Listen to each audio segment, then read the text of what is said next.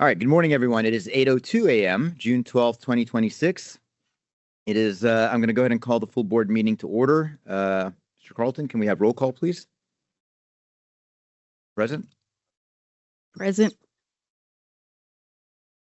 Mr. Kokonos, Present.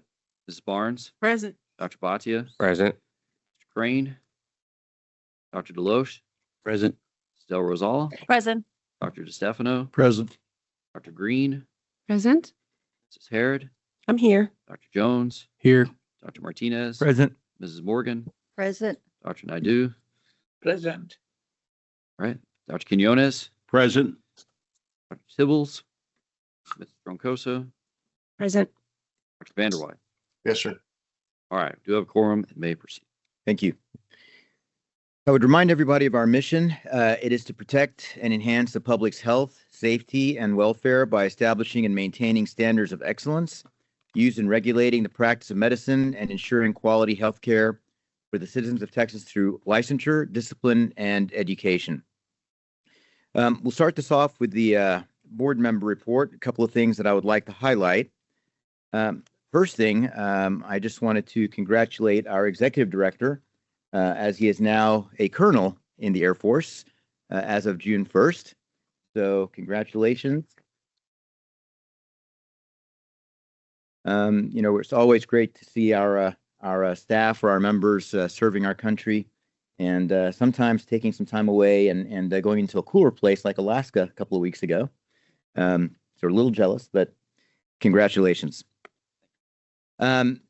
Couple of other things that I would like to highlight. As many of our licensees know, we have a couple of things that they have been asked to do lately. One of them, which has been a little impactful, is the CE broker, which is something that the state of Texas, the legislature has mandated us to do, which is to have a continuous audit of our CMEs. This is actually something that is being done for all healthcare workers, not just for the medical board.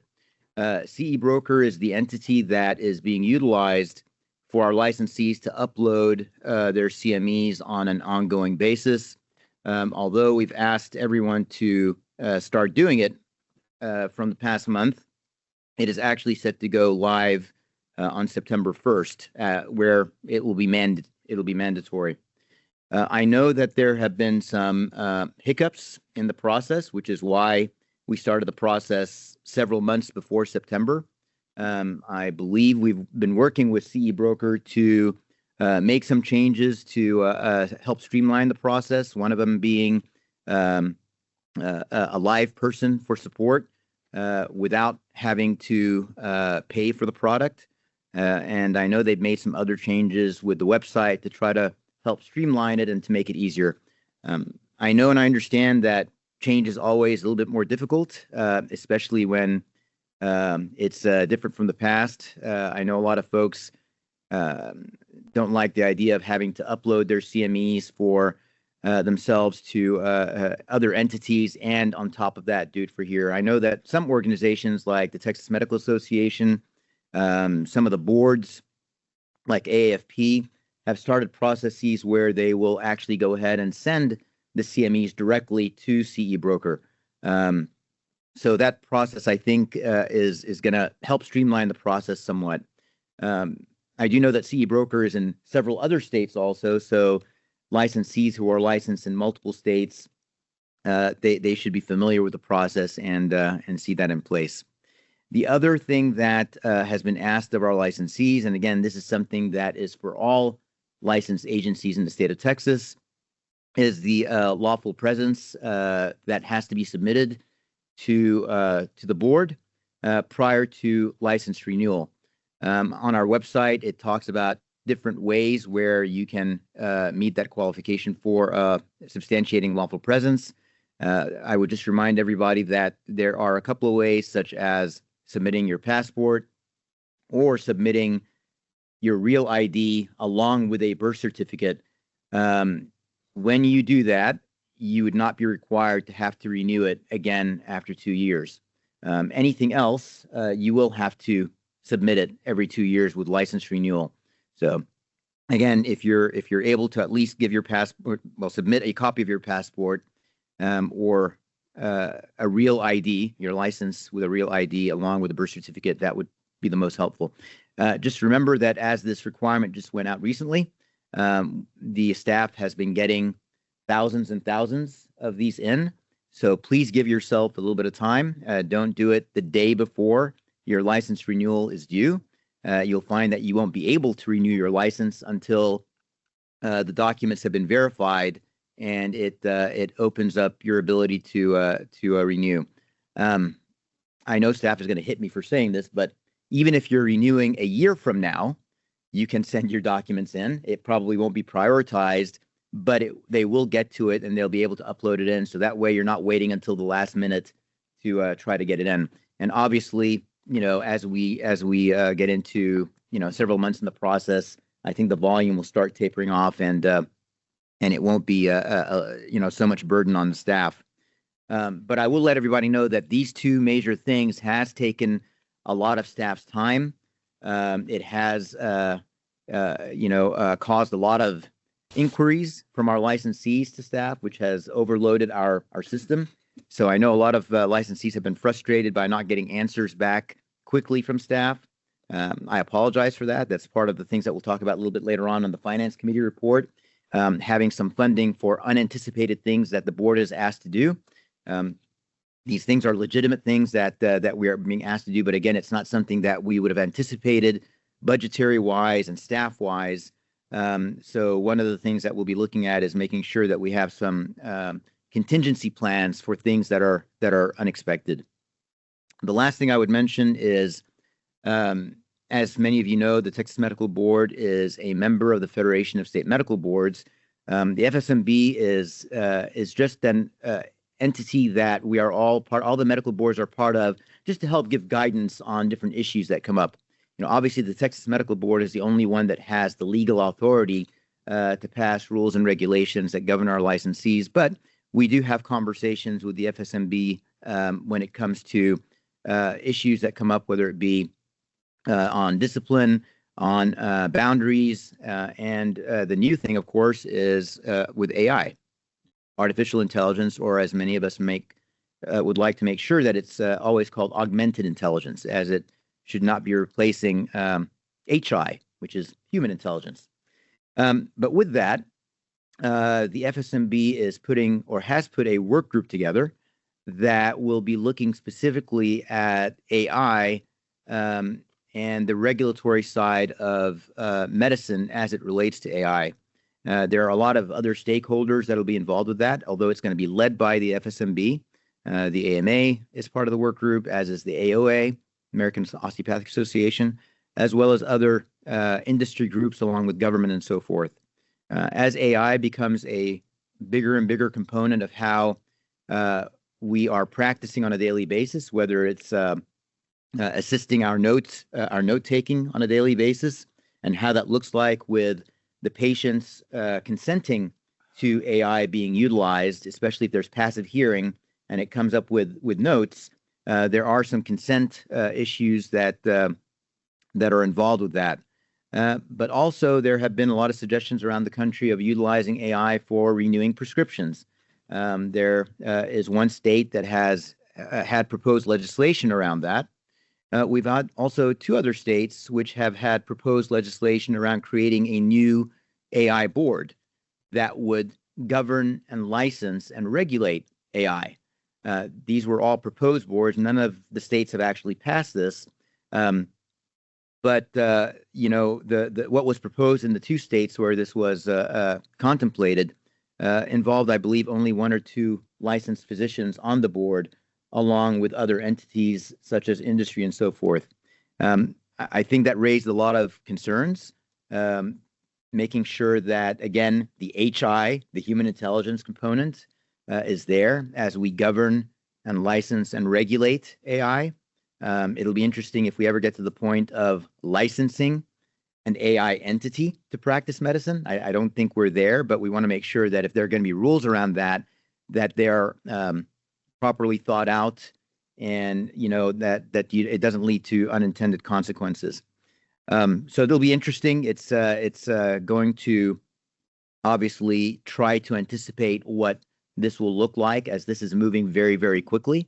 In the last 6 months, there's been a lot of advances and a lot of ideas on how AI can assist healthcare providers in practicing medicine.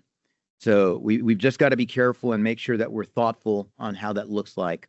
I am the FSMB's board liaison on the AI group, so obviously Texas will be well represented, and the concerns and the issues and the priorities of the state of Texas, I think, will also be well represented. We have other members of the board who have also been doing some working on working committees with the FSMB.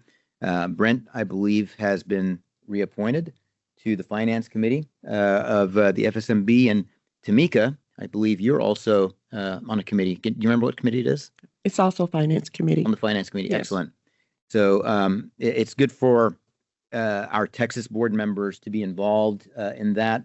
Again, as we share ideas of best practices between states on how to deal with a lot of things that the medical board deals with. The last thing I would mention, and this is something that we will address in the consent agenda later on, but traditionally speaking, as many of you know, we have expert panelists that are licensed physicians that review and opine on the standard of care in Texas. We want to make sure that we have younger folks who are able to participate in that. We have not had any guidelines in the past about term limits or what the length of that looks like.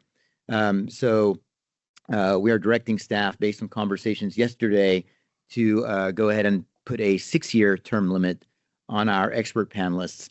Obviously there will be an opportunity for them to reapply and re-engage, but there will be an automatic drop off after that 6 years, and opportunities for others to become involved and engaged, or for those who have been very active and involved to reapply and to also continue on participating. So that is my update.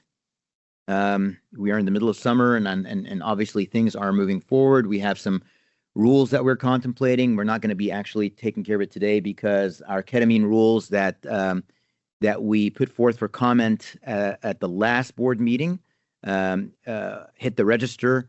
I believe it was about 20 days ago, or approximately 20 days ago. So there's a 30-day waiting period that it has to go through. So there's a possibility that we may convene a special board meeting. Have we announced when that may be, or not yet? We're looking at June 29th. Okay. So June 29th, we would have a virtual board meeting. I guess I'll need to come back to Austin for that one. Yeah, you would, yes. Yeah. Well, at least one of you will have to, yeah. Yes. So that will be a special board meeting that will be specifically to discuss the ketamine rules, so that we've met the minimum 30-day requirement needed to allow for stakeholders to offer comments, and for us to look at those comments and to consider them as we look at considering the rules for possible final adoption, or adoption with edits, or doing nothing. So we'll see. All right. So with that, I'll move on to the next agenda item, which is consideration and possible action regarding dispositions below minimum guidelines. There is one item there. I will see if we have any extractions or recusals on agenda item number 3. Seeing none, is there a motion on agenda item number 3? A motion to accept agenda item number 3. Okay. Listed. Dr. Lewis. For consideration and possible action regarding dispositions below minimum guidelines. And is there a second? Dr. Quinones, second. Seconded by Dr. Quinones. Is there any further discussion? All those in favor, please say aye. Aye. All those opposed? Agenda item number 3 passes. Number 4, consideration and approval of mediated settlement agreed orders. There are 4 items there. Are there any extractions or recusals? Seeing none, is there a motion on agenda item number 4? I'll make a motion, Coconos, to consideration and approval of medical settlement agreed orders number 4. All right. Second, Consideration Morgan. approval of mediated settlement of good orders. Is there a second? Second, Morgan. Seconded by Ms. Morgan. Is there any further discussion? All those in favor, please say aye. Aye. Aye. All those opposed? Agenda item number 4 passes. Number 5, consideration and possible action for remedial plans. Under that, we have administrative rules, crime and laws, there are none. Impairments, there are none. Peer review and state action, there's none. Standard of care, we have 5 items there, actually 6 items. 6. Unprofessional conduct, there's none. And late orders, there are none. Are there any extractions on agenda item number 5 or recusals? Seeing none, is there a motion on agenda item number I 5? move that we accept the remedial plans. All right, we have a motion to accept the remedial plans. Is there a second? Second, Del Rosal. We have a second. Any further discussion? All those in favor, please say aye. Aye. All those opposed? Motion passes. Next item is consideration and possible action for agreed orders. Under that, we have administrative rules. There are none there. Crime, laws, impairments, there's none there. Peer review and state action, standard of care, unprofessional conduct, and late orders. Are there any extractions or recusals on agenda item number 6? Quinones, recusal on item number 4. Dr. Quinones is recusing from item number 4. Are there any other recusals? Right, seeing none, is there a motion on agenda item number 6? Move to accept recommendations on agenda item 6, Barnes. Motion Second, by Ms. Harrod. Barnes, seconded by, who seconded? Harrod. Ms. Harrod? Yes. Okay. Is there any further discussion? All right, with the exception of Dr. Quinones recusing on number 4, agenda item number 6, all those in favor, please say aye. Aye. All those opposed? Agenda item number 6 passes. Number 7, consideration and approval of modification requests, termination request orders. You have some items there. Are there any extractions or recusals on agenda item number 7? Seeing none, is there a motion on agenda item number 7? Quinones, motion to accept the request orders for requests or termination as noted, modifications as noted. Okay, we have a Second, motion by Morgan. Dr. Quinones. Is there a second? Second, Morgan. Second by Ms. Morgan. Is there any further discussion? All those in favor of agenda item number 7, please say aye. Aye. Aye. All those opposed? Agenda item number 7 passes. Number 8, consideration and approval of modification request, termination request of non-public rehabilitation orders. There are none there. Number 9, consideration and approval of cease and desist orders. There are none there. Number 10, consideration and approval of revised, vacated, and amended orders. There are none there. Number 11, consideration and approval of consent orders. There are none there. I am going to skip 12 and 13. Appropriate time. To agenda item number 14, our executive director report. Mr. Carlton. Yes, good morning, everybody. We got to this one fast, it seems like, compared to past meetings. All right, so we do have some presentations that you guys were going to get to today. But before we get to those, a couple of things I did want to highlight is one of the things that came up yesterday in the DPRC was a potential look at restructuring some of our committees. DPRC went until 6:30 yesterday. The licensure committee cannot run away. There is as we've noticed over time, there's a bit of an imbalance in the assignments for DPRC and licensure. So what I think I heard from Dr. Zafran yesterday is a look at for staff to look at potential ways to kind of maybe rebalance some of the stuff that you guys get to do. It'll also help our, in serving the public and trying to get through some of this stuff faster. So some of them aren't waiting around till 6:30 at night. Also to kind of hear the results of the cases that they have. Dr. Zafran also mentioned CE Broker. We've been doing webinars. We've been working with CE Broker to try to put out as much information as we can. There's also some talk of, additional perhaps videos and things. We have to be careful. Some of the stuff they have is proprietary, but we're looking at ways that we can make this as easy as possible. But I did want to reassure everybody that even Dr. Zafran signed up for an account without using any of the aids, and he was able to get his hours loaded in, I right? can do it. No, Right. So if Dr. Zafran can manage this, I know everybody else out there can manage it as well. We'll go ahead and go to Joey, and we'll talk about finances, and then we'll keep going from there. Thank you, Brent. Good morning, board members. So as we discussed yesterday, Q3 just ended last month. Revenues are at 75%, which is in line with what we expect for the fiscal year. Brought up and mentioned that all of our accounts are currently positive. So let's keep it that way, medical board. And we also briefly went over the legislative appropriations request that's coming along nicely, should be submitted over the next 2 months.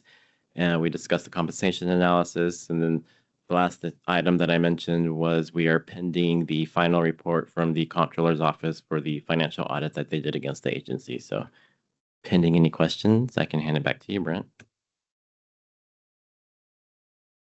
I just want to make sure that, we want to highlight as part of our legislative request that we are also looking at making sure that our median salaries are appropriate and commensurate with other agencies of similar size or similar complexity of tasks, so that we have appropriate funding and offers for our staff, so that we can actually retain our lawyers, our legal department, and members, and we're not having so much turnover. I think we had talked about that a little bit yesterday. Absolutely, yes. We, as I mentioned yesterday on the compensation analysis, we do factor in other articles, and we do assess our salaries against those positions. And then more importantly, we look at our highest positions with turnovers, which includes our attorneys, our investigators, and our license and permit specialists. And we benchmark those against specific agencies to see where those salaries are, compare those job descriptions to our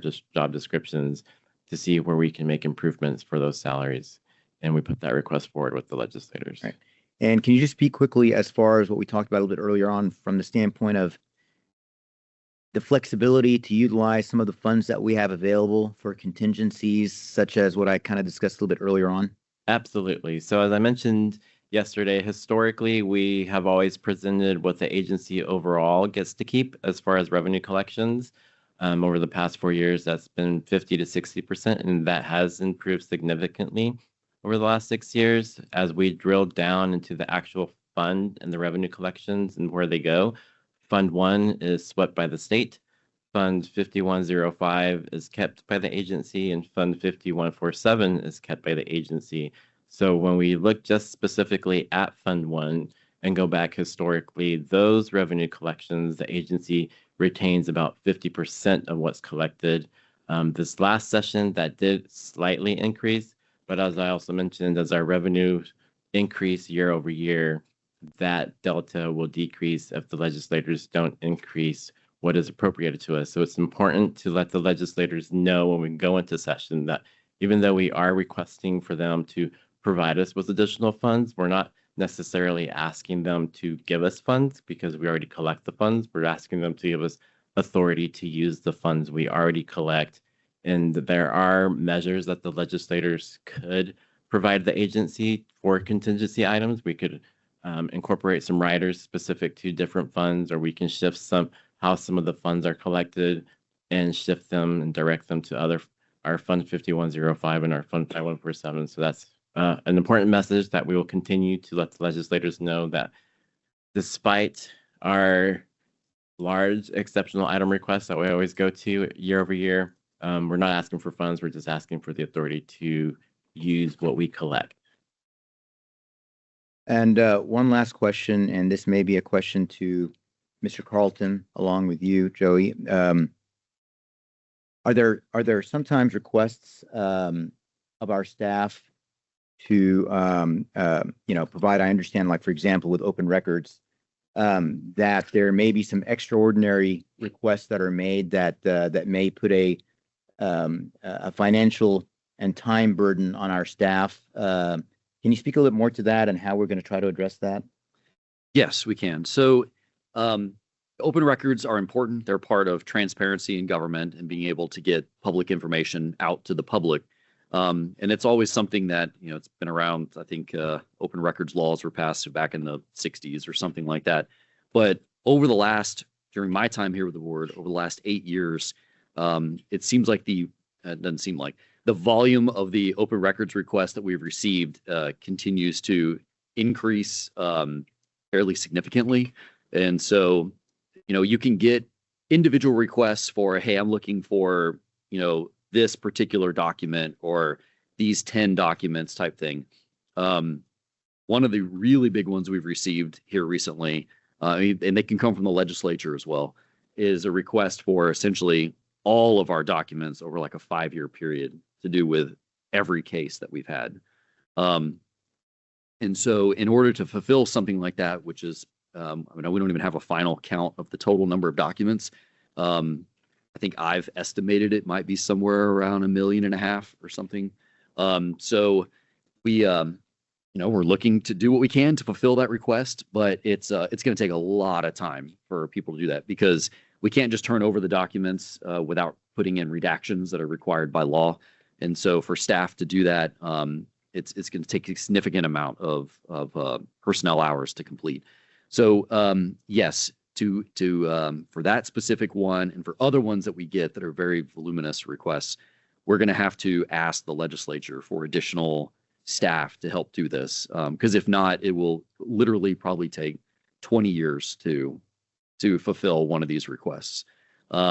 So we are putting that together. Scott and his team, they're the ones that really handle the open records requests and look up the IT helps with finding the documentation, but then it's Scott's staff are the ones that are doing the redactions and making sure it meets the legal requirements for release. And so they're putting together estimates of what it's going to take to fulfill these requests. And so we will take that information and we'll put it into our LAR. But even absent that one really, really big request, it has still just gotten kind of out of hand for what our staff can handle without people that are just dedicated solely to answering open records requests. So we're probably looking at least another attorney, one of the GCs, and another legal assistant at a minimum, probably to those 2 staff members just to do that. Yeah, and I would just remind everyone that when we talk about redactions, it's not just a very straightforward redaction of a name. There's obviously a lot of sensitive pictures, video clips. With AI nowadays, you can take a picture and probably run it through some software program and maybe figure out where that picture was, who it might be. So it's not an easy process, and it does take, I think, a lot of thought and review and oversight to make sure that we're maintaining the integrity of the confidentiality of the patients that may be involved.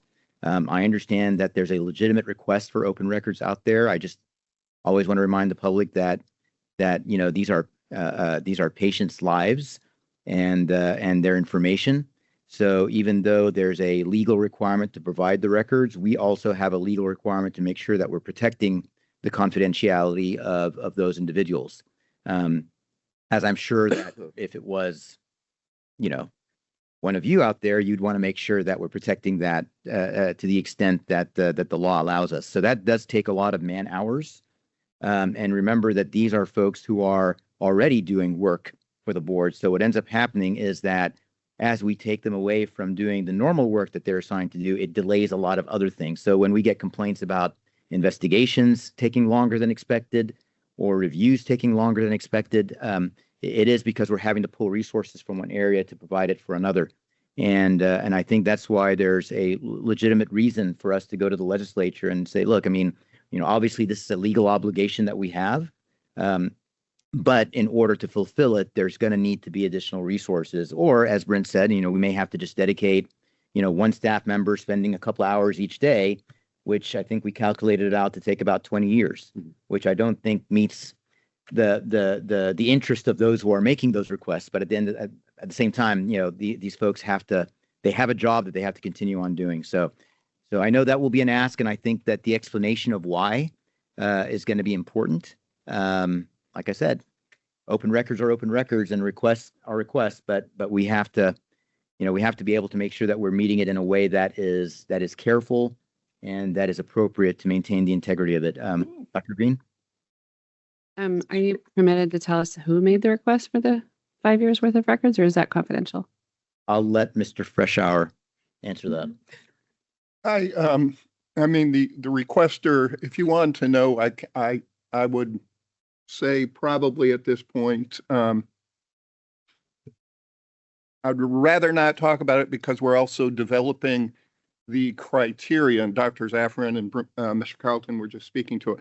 We're actually developing a criteria to do the redaction that we're going to have to give to staff that is not necessarily in my office. And until we get trained up in that kind of thing, I'd rather not say. The other point, just to clarify this, is under open records right now, there's 3 other attorneys in the office that work for me. And Kamisha Nordstrom, who's one of the assistant general counsel, y'all know her, she does open records, but she also does rule writing. She does, hearings, ISC. She does statutory interpretation, does special projects for Mr. Carlton. And we get, 40 to 100 requests every month. And we have one legal assistant under Kamisha to handle that right now. So when you get a request of this magnitude with the other regular requests, it's literally impossible to keep up. And on top of that, the other requests that we get that are fairly significant and voluminous are law enforcement requests, where our law enforcement agents, whether they be state, local, are asking for records related to investigations. We have to assemble those, and those have to be even treated differently, potentially, than a member of the public requesting, because there's some certain right of access, but there's also limitation on those. So it's very, very complicated. And my office, when we initially did this, and we've been doing it for 20 plus years, the requests were very sporadic. They'd be up and down. You get 6 or 7 at one time, then it might go quiet. Doesn't happen anymore. Every single month on average, like I said, we're getting 40 to 50 requests. Now, a lot of those are routine, but even the routine ones lots of times do require some redaction. Many times they'll require an IT request to gather all the documents to see what we actually have, what's responsive. The documents then have to be analyzed to see, even if they're responsive, are there exceptions to giving them, and what's the basis for that? If we don't think we have to give the documents out, we have to write the Attorney General and ask for opinions, and those are on very, very strict, tight deadlines. So it's very complicated. It's not just a matter of it comes in and we can go get the records and send them out. And then who from TNB goes to speak with legislators about the LARs, and when? Well, it's going to come. The who would be me, Joey, Dr. Zafran. I think will be involved this year. Also, Mr. Kokonos. And Mr. Kokonos. Mr. Kokonos has also graciously offered to give as much time as we want from him to. Obviously, board members have individual relationships, and those conversations just to help answer questions are always also appropriate. But from an official standpoint, Mr. Carlton obviously is the one who represents the agency. I help also if need be, and then of course Joey and Mr. Kokonos, as the chair of the finance committee, will also be involved too. The when our LAR items are going to be due, they're usually at the end of July, kind of middle of August timeframe. So it's not too far off, but we got about a month and a half, at max a couple of months for that. And then when the hearings will take place, they'll set those up a little bit closer to session beginning. And so that would be with House Appropriations and Senate Finance Committees. And if you want to know who asked the request, you could always put in an open records request with us. Okay, to figure out who it was. All right. Well, Joey, do you have anything else on finance? No, that'll do it. And I do want to give a shout out to Mr. Kokonos for his support and input with the in the process of our legislative appropriations request has been very helpful in putting that together, and I look forward to those continued conversations till we get it submitted. And then I'm looking forward to working with Ms. Barnes on our compensation analysis and wrapping that up for you, Dr. Zaffron. So thank you, everybody. Yeah, great job to you and your team as always in managing our budget. It is complicated, especially this year. There are some unanticipated expenses that are still potentials. And so that's why even when Joey gives the budget update and saying that, hey, it's looking better and things are kind of trended out of the red and into the black, that's still up in the air until the end of the fiscal year. So really this board, we were going to try to do, we had planned to do an in-person meeting for each of our boards this year. You guys are the ones that got in under the gun before we cut that off because we're still not sure about some of these expenses through the end of the year. And so by shifting some of those funds away from travel and things like that for other boards, that's part of what got us into the black where we are now. So what we're going to try to do instead for those boards is instead of them having their meetings here in the summer, we might see if we can do them sometime in the fall once we get into the next fiscal year begins. So they'll be delayed, but again, you guys like to get together in person. They do too. And so we're going to try to accommodate that. It'll just be kind of pushed off a little bit later this calendar year. Okay. I think that's all that I have as far as my comments. But we do have some individuals that would like to make some presentations to the board. And so we'll start with EBAS, with Bradley Guy.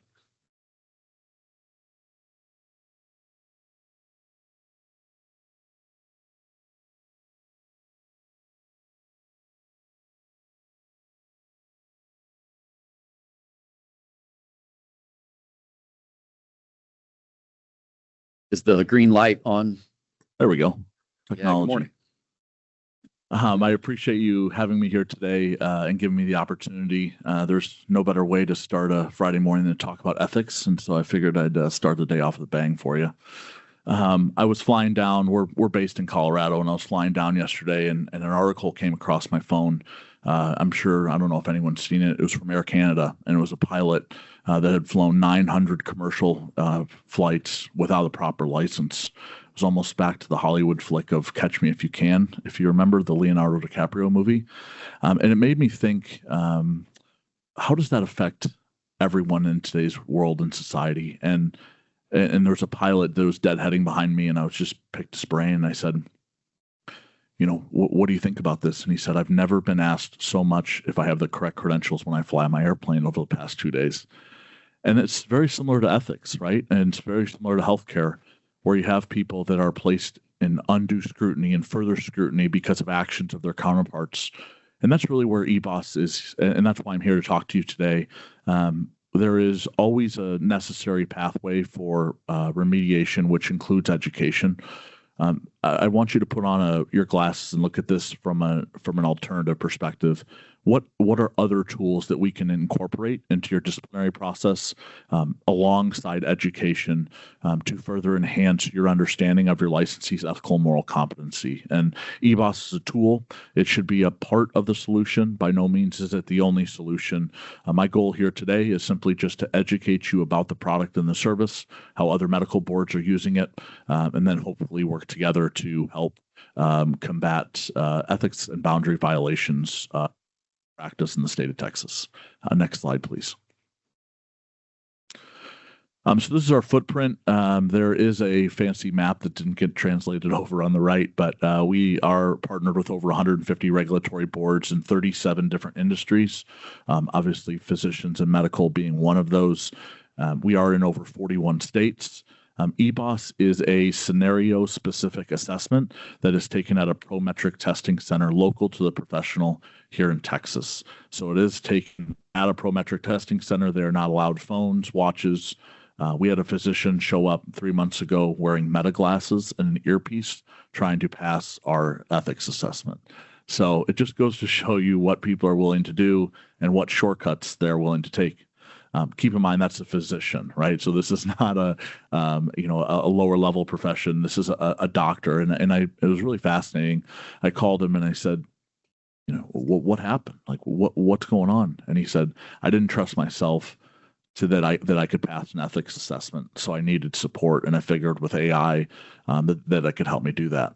And that's the whole benefit here, right? Is that you have people, whether it's a CE course or an ethics course or a college university course, they come back to the board with the certificate and they say, I'm a changed human being.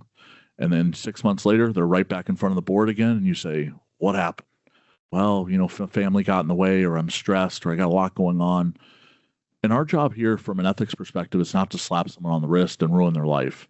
Our job here is to put them in a position that when they come to that fork in the road again, that they are better inclined and make a better informed decision because of something that we put in front of them. We meaning EBOS, a remediation tool, the board. If we can change one person's philosophy and thinking into making a better informed decision, that's how we protect the public.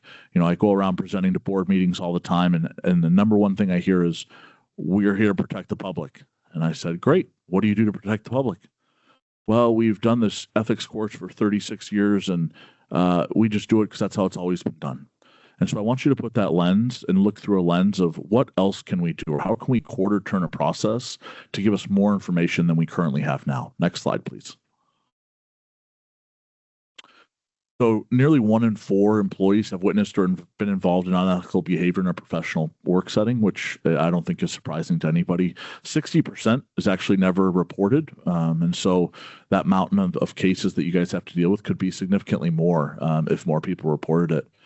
Repeat offender figures, it's roughly 1 in 5. So 18% is the average by boards. And so that's realistically 18% too much, right? So our goal is how do we prevent recidivism and repeat behavior from happening?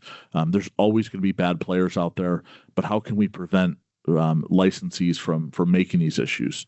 Ethics problems, people think of, I always use the analogy of a boiling pot of water, where when it's boiling and nobody's paying attention to it, nobody's going to look at it. But when the water boils over and steam rises and alarms go off, everyone throws their hands up and says, what do we do now? And that's very similar to how people treat ethics issues. And so my challenge to you guys today is, how can we be more proactive? How can we be better prepared? So, we're not walking into that dark room in the basement and our basement's flooded and we had no idea about how to be proactive with that. Passive learning numbers, education's obviously a need in any remediation program, but just keep in mind the average retention is roughly in that 10 to 15% range of a webinar, right? I think we're all guilty of hitting the arrows. We're all guilty of trying to get through it and take the quiz as fast as possible. I always say CE answers, did they attend? Where EBOS answers, did they truly understand? It gives you an opportunity to peel back the onion and really take a deep dive, so that when the licensee comes in front, you have the reassurance that they can truly understand what is right versus what is wrong. Next slide, please. This is our testing process. So you as the board would order EBOS in as part of a discipline order, as part of a disciplinary agreement, consent order. There is never a cost to the board to use the assessment or the product. It is paid by the licensee. There is never a contractual requirement. The licensee would then register through our website, take the assessment at a Prometric testing center. Again, this is local to the provider in Texas. It's a 60-minute computer-based assessment. And then we, through our psychometrician on staff, we have a grading panel that handles the grading component of this. So we have a grading panel of 15 plus individuals. 3 get assigned to each assessment. Names and states are all anonymized, so nobody knows whose assessment they are grading, all coming from either a prior regulatory background or ethics background. We do go through grader and test calibration exercises with our psychometrician on staff to ensure the consistency and fairness, not only among the questions, but among the graders and how they're grading the assessment. Score that is then reported directly to the licensee and the board. That is, I should preface that because we had a licensee fabricate their score report and send it into the board. So we've basically seen anything and everything from an ethics piece. We work directly with you as the board to not only understand what the licensee's violation was, but to put a scenario in front of them. We have over 750 unique scenarios across 5 categories that you can ultimately choose from. So it almost turns into this reflective writing assessment where the licensee is not going to be faced with a scenario of, what happens when Tom steals a Starburst from the grocery store. It's going to be what happens when a physician, in exchange for a sexual relationship, is prescribing a medication for a patient. So something that hits probably close to home on a medical board, but something that we see all the time. Results are then sent directly to the licensee and the board within 5 to 7 business days, as we go through a full score review and be able to give you a basic understanding of the licensee's responses and why they were successful or not in passing the assessment. Next slide, please. These are our 5 assessment categories. Again, we have over 750 unique scenarios within these categories. You as a medical board can choose 1 scenario or 5 scenarios or more. We have medical boards that choose 5+, and we have other medical boards that can do 3 examples. So it really depends on the egregiousness and negligence of the violation, but just keep in mind it's not a cookie cutter type program. This is something that we can customize to the licensee once we understand what the violation is. Next slide, please. This is a sample scenario, and I don't expect anyone to put on a magnifying glass and read the slide, but this is a chiropractic specific scenario. And the reason I show it is we obviously can't show all of our questions for the security of the assessment, but I wanted to show you one example. And you can see here on the left is the full of a scenario of what a licensee would see. There's 4 prompts on the right. And I'll highlight 2 of them. One is consequences. And so if you ask somebody under an ethics violation, what are the consequences? Usually the first thing they're going to answer is how does it affect themselves? And while that's important, we want them to understand how it affects indirect parties as well. So staff, colleagues, does it provide undue scrutiny on their profession? Family members, this community safety and welfare. Are there illicit narcotics or drugs out in the community because of a decision? And then finally, the solutions piece. So we want them to almost self-reflect and come up with these solutions themselves of how they can fix their behavior.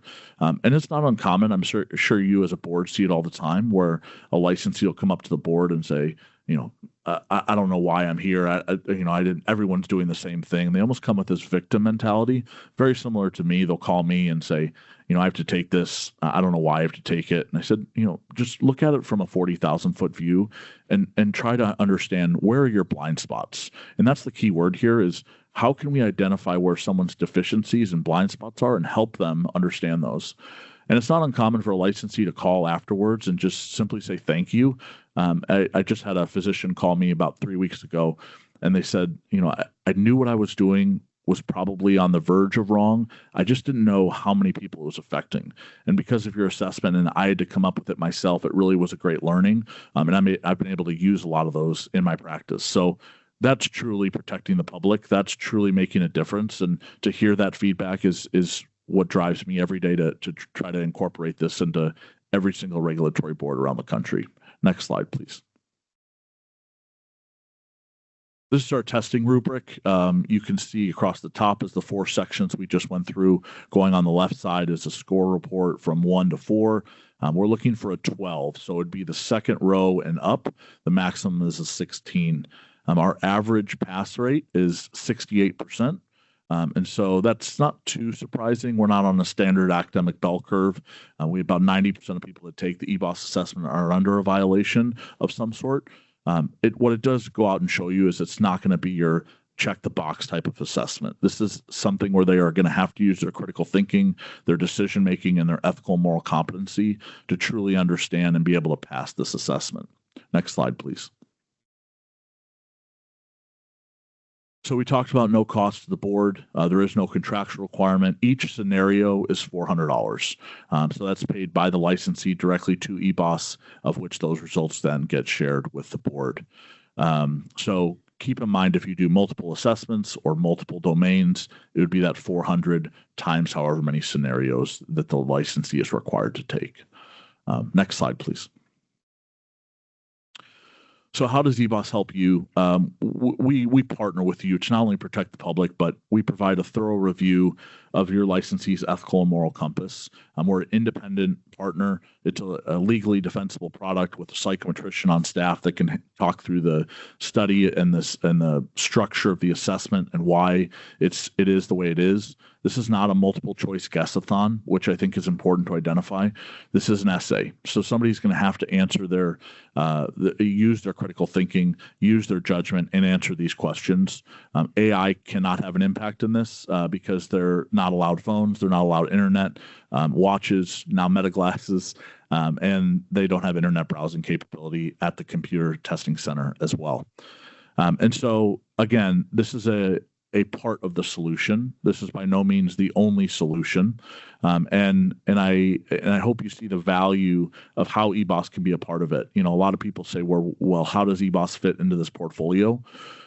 Don't think of how does it fit? Think of where can it apply? And what I mean by that is, you know, ethics issues, people think of ethics as the most egregious and negligent issue. We had a dentist forge a certificate for CPR.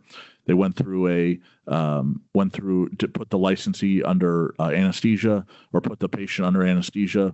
Patient flatlined because they didn't check for medical history, didn't know how to do CPR, and the patient actually ended up dying. Right. So all because of a CPR certificate that was forged. So how can we be proactive and preventative to ensure that we catch it on the front end and change people's behaviors instead of post on the back end? One final thing, and then I'll open it up to questions. In the event someone fails, we commonly get the question, now what?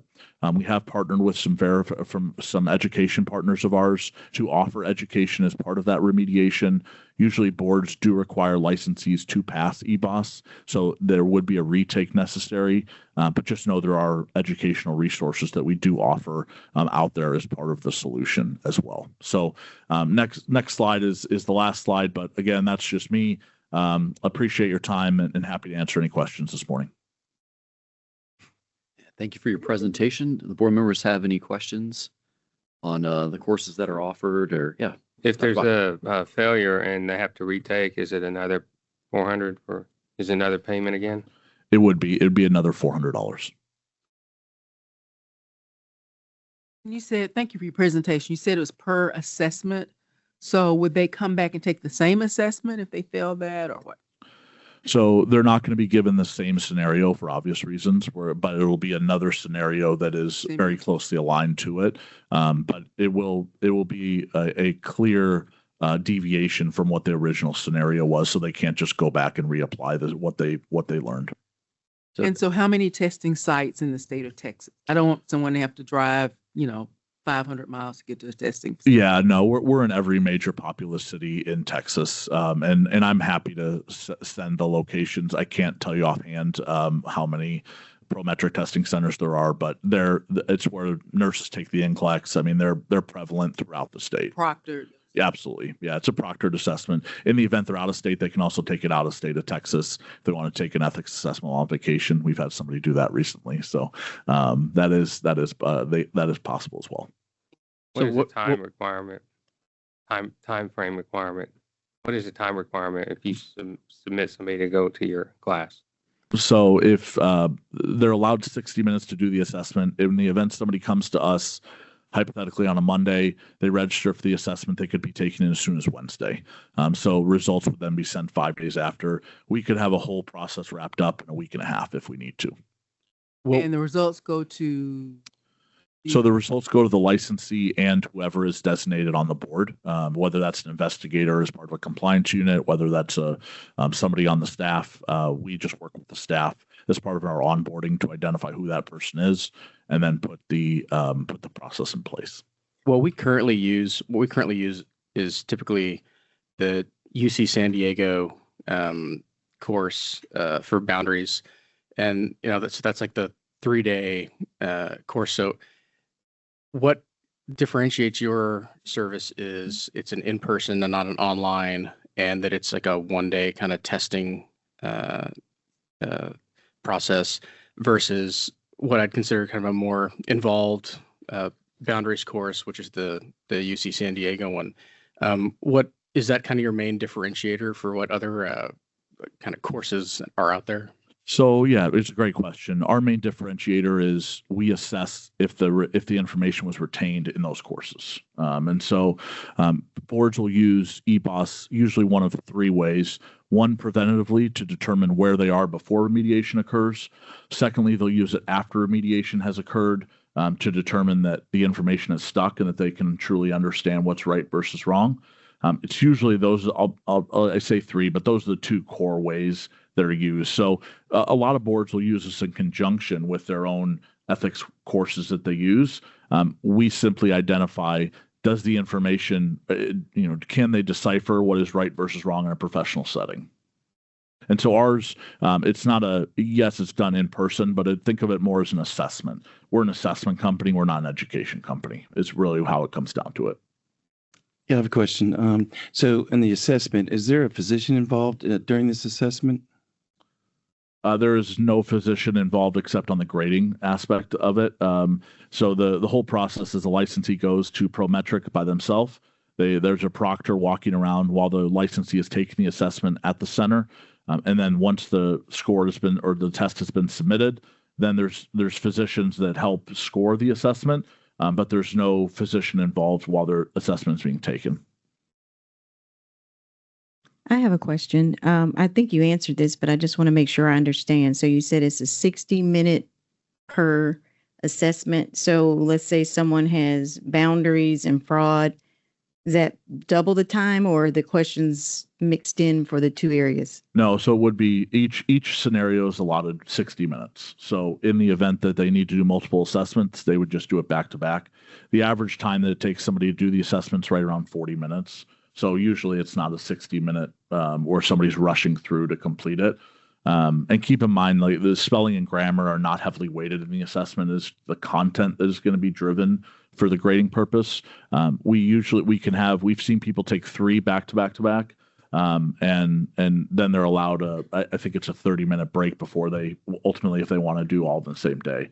It's up to the licensee if they want to do multiple back to back or if they want to schedule them on different days. So it's a written response. Is the person typing this or they're writing? It's done on a computer. So they're typing it. But again, keep in mind, internet's locked down. No phones are had, watches, glasses, nothing. It's basically, think of you typing a Word document to do a medical exam. That's what they're typing out. And what's the average number of questions in that 60-minute time? They are just given the one scenario. Oh, just one scenario. Yeah. Oh, okay. So the scenario is the assessment. And so they're given that assessment, and they're allowed 60 minutes to answer the 4 prompts that we went through. In the event that they have multiple assessments or different areas that they have to do, then they would be presented an additional scenario in a different category.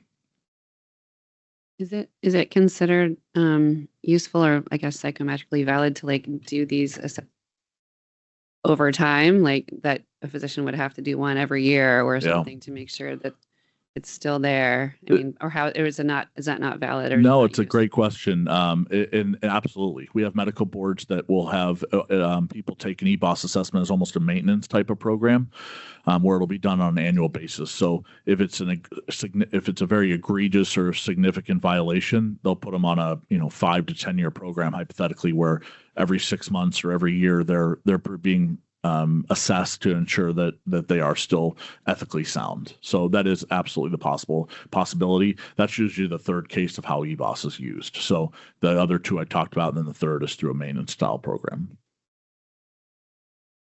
How many state boards state medical boards have adopted this process? So we're currently in 8 medical boards, in talks with many others, and I'm happy to pass along any referrals or contacts to have you guys talk through. I think it's really impactful to help you understand how they use them as well from a medical board perspective, because each board is going to use it in their own way, in their own process. But to hear the impact and the influence of how it's changed their disciplinary process is really powerful. So tell me a little bit about the maintenance part. Year 2, you detect that there's opportunity. How exactly does that work? I mean, do you offer some kind of remediation or suggestions as to how it should, or is it just basically a report back to the board as to we have concerns, and these are specifically where the concerns are. Yeah, so we've done both, where we always are in communication with the board of any score report. So the board will get a score report, and then we schedule our call with grading, a psychometrician, and walk through where their answers and why they were either proficient or inefficient in certain areas. We've seen boards take that information and run with it themselves and offer additional education or go down their remediation pathways. We've also seen boards come back to us and say, now what? And so in that case, what we'll usually do is link them with one of our educational partners. We try to keep a clear separation between education and assessment. We ideally don't want to be doing both because you can assess and educate. It's almost this fox guarding the hen house type deal. And so for us, we'll introduce to the educational partner. It's not going to be the educational session is not how do you pass EBOS. It's more of a case study walkthrough, or it's tailored to the actual individual. So think of a one-on-one over Zoom or Teams type deal, where then the board would get further documentation of the licensee's exchanges, interactions, questions, what their interest level was in the course, just to give that board another level of where that licensee sits on that understanding. I'll call it wavelength. So we have a very diverse population of practitioners. So how do we ensure scenarios are inclusive? Because we don't want to, have someone that's biased, bless you, and not be able to pass. Sure. So we have taken biases into the structure of the assessment. We work with states that have the diversity inclusive of all professions. And so that's part of the process of making sure it's a legally defensible product, is that biases are kept in impact as well. So I'm happy to have our psychometrician comment on that, but I've been given all confidence that all biases have been included in the development of the assessment. Thank you. Another question for you.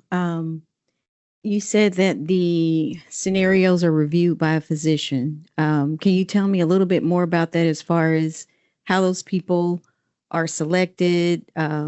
If you can just dive into that part of it for me. Sure. So we have a grading platform of graders that come all across the United States and over a number of different professions, medical board being one of them.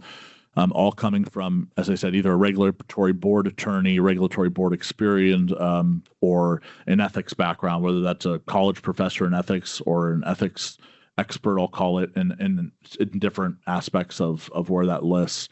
And so they go through a selection process, a hiring process, and then they go through grader and test calibration on an annual basis with their psychometrician. So they go through a test validity study. They go through studies to ensure that their grading is consistent across all of our graders. Each assessment is given 2 graders, and then they're averaged out.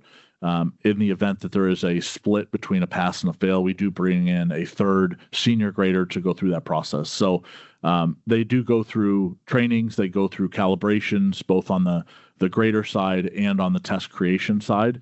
And then as far as that goes, that's probably the high level overview of how the process works. Thank you. Sure. Again, a question. You talked about kind of CEs looking at attendance, and you're looking at retention of the information. Have you been able to do any type of analysis to see maybe how your courses, not saying other courses are bad that other people offer, but an advantage you have as far as a reduced recidivism? Or It's a great question. We have our psychometrician that's putting out a study on EBOS recidivism by the fall timeframe. So I'd be happy to share that when that comes out. I'll share a case study. We have a dental board that uses EBOS. They've seen a 73% decrease in repeat violators while using EBOS. They use EBOS in every single case, whether it's sleeping with a patient or a forgery of a CPR certificate, for example. So that's one real life case study of how EBOS has been used.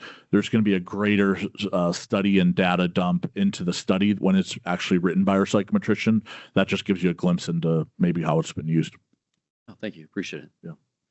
Just, I guess we may have mentioned this, but What is the relative cost to the licensee as far as how this works, whether it be a one-time assessment or whether it be a maintenance type of structure? Yeah. So each assessment, when I say assessment, think category or scenario, is $400. And so if they take five different scenarios, it's $2,000. On a maintenance type program, we usually see boards, we'll do it once every 6 months, and it would be that $400 every time they do take the assessment.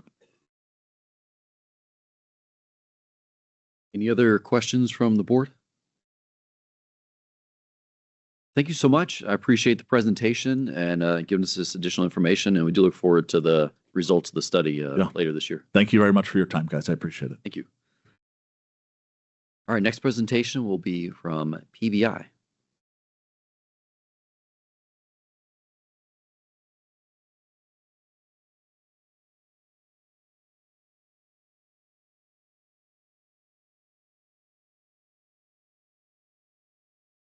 Is the green light still on? There we go. There we go. Yes. Thank Morning. you. And thank you so much for having me. I'm Casey Cleary Lane. I'm with PBI Education, and I'm here to talk a little bit about the remedial education side of things, and I think will be a very nice complement to Bradley's presentation on the assessment part.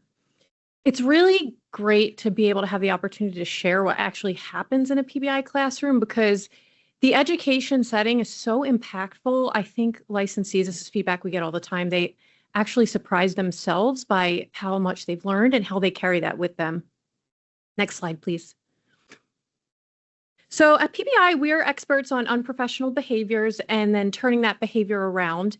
And unlike general CME for continuing education or remedial courses for clinical skills, the kind of intensive remediation that we offer is for that particular conduct of concern.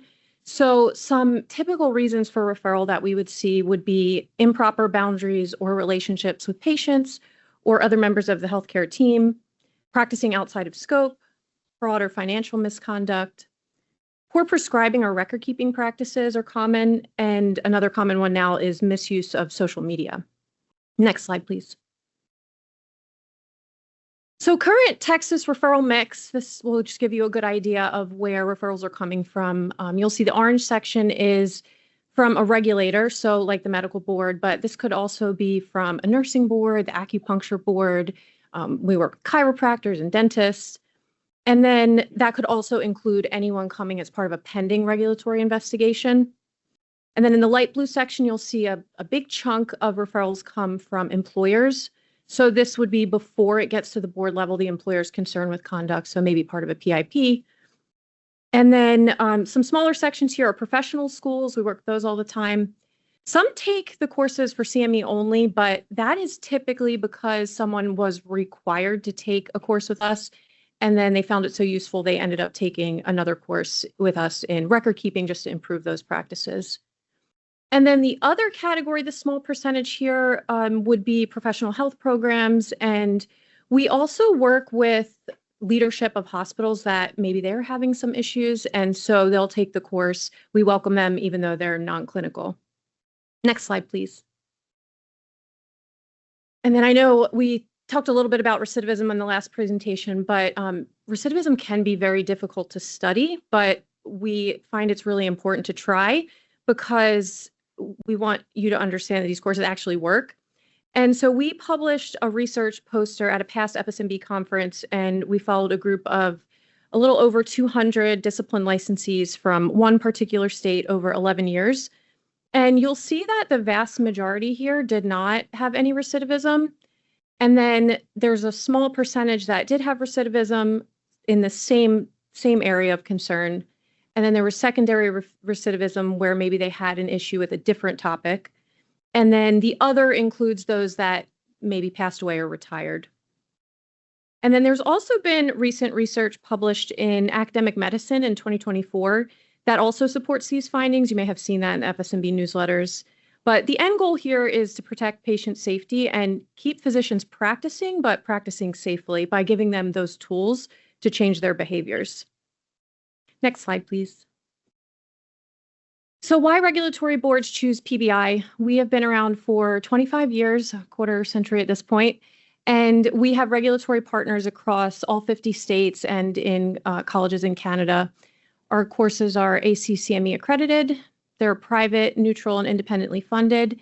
And we have a really wonderful, diverse range of faculty. Many of those are former regulators themselves. A lot of them are retired, but just want to stay in the field. And they're really, really amazing faculty. Next slide, please. So then into the remedial course actual features. They are anywhere from 1 to 3 days in length. They're offered every 4 to 6 weeks, so a licensee can get in there pretty quickly because they're offered live virtual over Zoom now, which we switched in 2020. And they are multidisciplinary. So like I mentioned before, there may be physicians, nurses, chiropractors, social workers all in one course, which mimics the healthcare setting. The costs for the courses are anywhere from $695 to $3,000, and that would be determined based on the length of the course. So the one-day ones are obviously on the lower end of that price range. And we do offer no interest payment plans. Next slide, please. And now to get a little deeper into the participants' experience, which is really important to help understand this really transformative journey that they go through. So you'll see in orange here, a lot of participants or licensees come to us with what we call resistance. And I'm sure the board, especially the disciplinary committee, can probably relate that many of them are not exactly happy to be there. And so our goal is to move them from that resistance stage to accountability and then eventually growth moving forward to practice safely. And so we collect evaluation data after every course that we teach. And this is one unedited testimonial, and I won't read the whole thing, but you'll see words like eye-opening and humbling, a safe space to reflect on choices. A lot of the licensees that come to our courses they're too ashamed to talk about what happened with anyone else. So it's a safe space for them to reflect, consequences of their actions, and non-judgmental tone, real-world examples, and focus on accountability rather than shame. Next slide, please. A little bit more about how our courses work. So before the live course even starts, they are required to do pre-course assignments, and that includes reading, self-assessments, and they're also required to upload their consent order from the board. And then that way the faculty can see what's been documented and then compare for any gaps in the course. We do a one-on-one meeting over Zoom with every single person that comes to the course, just for the verification identity metric, make sure they know what they're doing on Zoom. And then the live course itself, we go by the process-focused method approach to the course. And of course, there is a set curriculum and content, but the process-focused approach is what really makes the transformation happen. And so what exactly does that mean? So we see the consent order ahead of time. The faculty reads that, and then every single participant is required to speak verbally to the whole class about what happened, that they had been disciplined, and the background of the situation. And so the faculty will cross-compare that. And I will say I'll act as a course proctor, which you'll see down on the slide a bit. They are proctored, so we make sure everyone's there and paying attention. And so I sit in on these courses all the time. And these stories get so deep and so intense that we sometimes have to remind people that this isn't therapy, but it is very therapeutic, and it's that start of the journey to making a difference in their behaviors. And so we hear all kinds of things from licensees past that may be affecting why they have boundary or ethics issues now, things from childhood, personal issues. And then there's lots of interactive things that happen in the course, lots of videos, lots of scenarios. And so you can't just sit there and zone out. Everyone has to participate, and it's a very, very interesting setting for that. Webcam has to be on, so we tell them to treat it the same way as if they were in person, and they're there the whole time. We limit class size to 15. Some courses are 12 or less. And then the culmination of the course is the oral exam, which is the presentation of their personalized protection plan, which next slide I'll talk about there.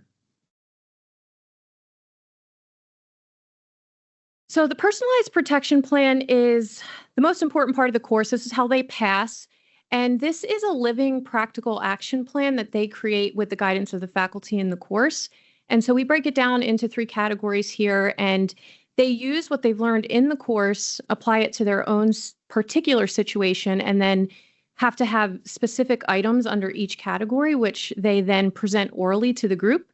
And then the faculty will give them feedback, their peers give them feedback. And the goal for this is accountability, but moving forward over a long-term period of time to use this plan to be able to continue practicing safely. So it's meant to be constantly updated as their needs and situations change. And a number of regulators that we work with will actually require that the licensee share this with maybe their compliance officer and present it to them or submit it in writing to have that additional layer of accountability and to show what they learned in the course. Next slide, please. So you might be wondering, does everyone pass one of these courses? And you'll see 93% do go on to pass the course successfully. They'll get their CME certificate. And then we also offer a post-course report upon request of the board. And that gives a little bit more information on their particular participation and any impressions or recommendations that the faculty have. And then there's a small percent that do not complete the course, that's 4%. And these are more housekeeping reasons, like they didn't complete assignments, maybe they were late, they missed too much time. Or faculty may deem them a threat to themselves or danger to others. And so in that case, they would not complete the course. In the failure category, not a whole lot of these, but it does happen. This would be that they didn't take the course seriously, or they're just not grasping the learning objectives. Maybe they weren't able to present a solid protection plan, or they were disruptive and disrupted the course and weren't able to continue. So in that case, they fail, but we do always notify the board. If there is a board order for them to come to the course, we will notify you exactly why they didn't pass and those specific reasons, and then any recommendations that we have. Next slide, please. And then here's a list of the remedial courses that we offer on the left. So we are Professional Boundaries, Inc., PBI, so we're most known for professional boundaries, but we do separate this course from ethics and professionalism, whereas boundaries is more relationship-based issues. Ethics and professionalism we categorize as more guidelines and rules. And so those relationship dynamics take a little bit longer of a time to get into and dissect. And so the boundaries course is a little bit longer. That's a 3-day course. And then the ethics course, we have a 1 or 2-day option.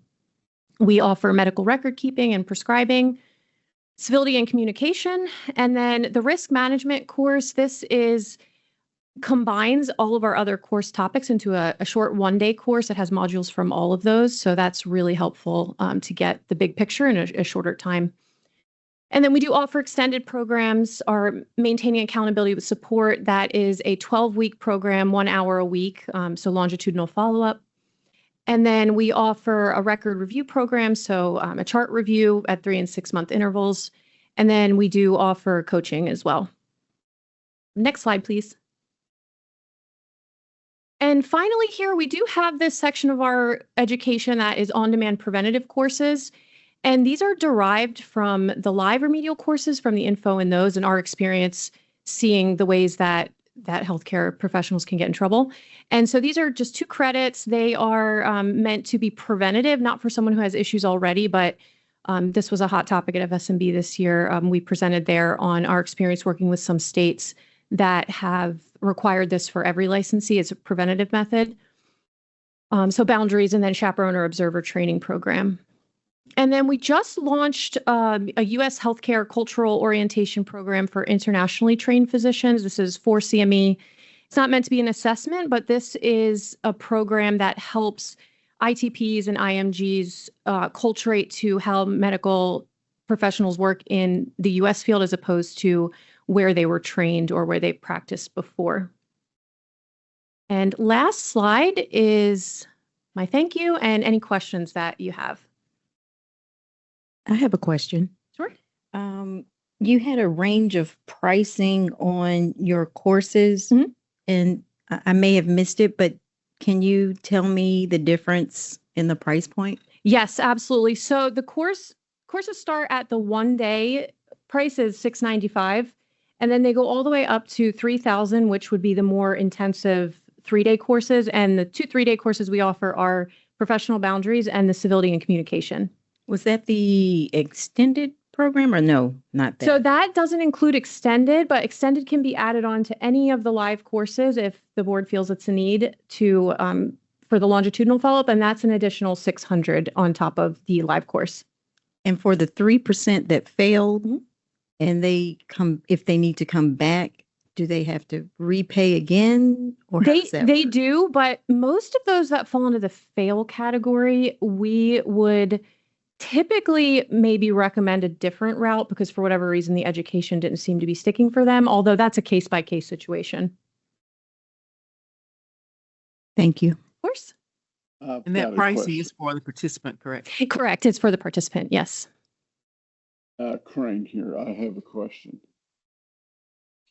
You said Crane, that yeah, go ahead. 93%. If you, sorry, Mr. Crane, if you could speak up a little more, it's kind of hard to hear you. Okay. 93% are considered passing. What's your minimum score for passing the course? So we don't score the course on a numeric level. They are graded on the presentation of their personalized protection plan that the faculty grades as they present that orally in the course, as well as their participation in the course. They can't just sit there and not say anything the whole time. So there's no numeric score, but it's pass fail. Okay, thank you. You're welcome.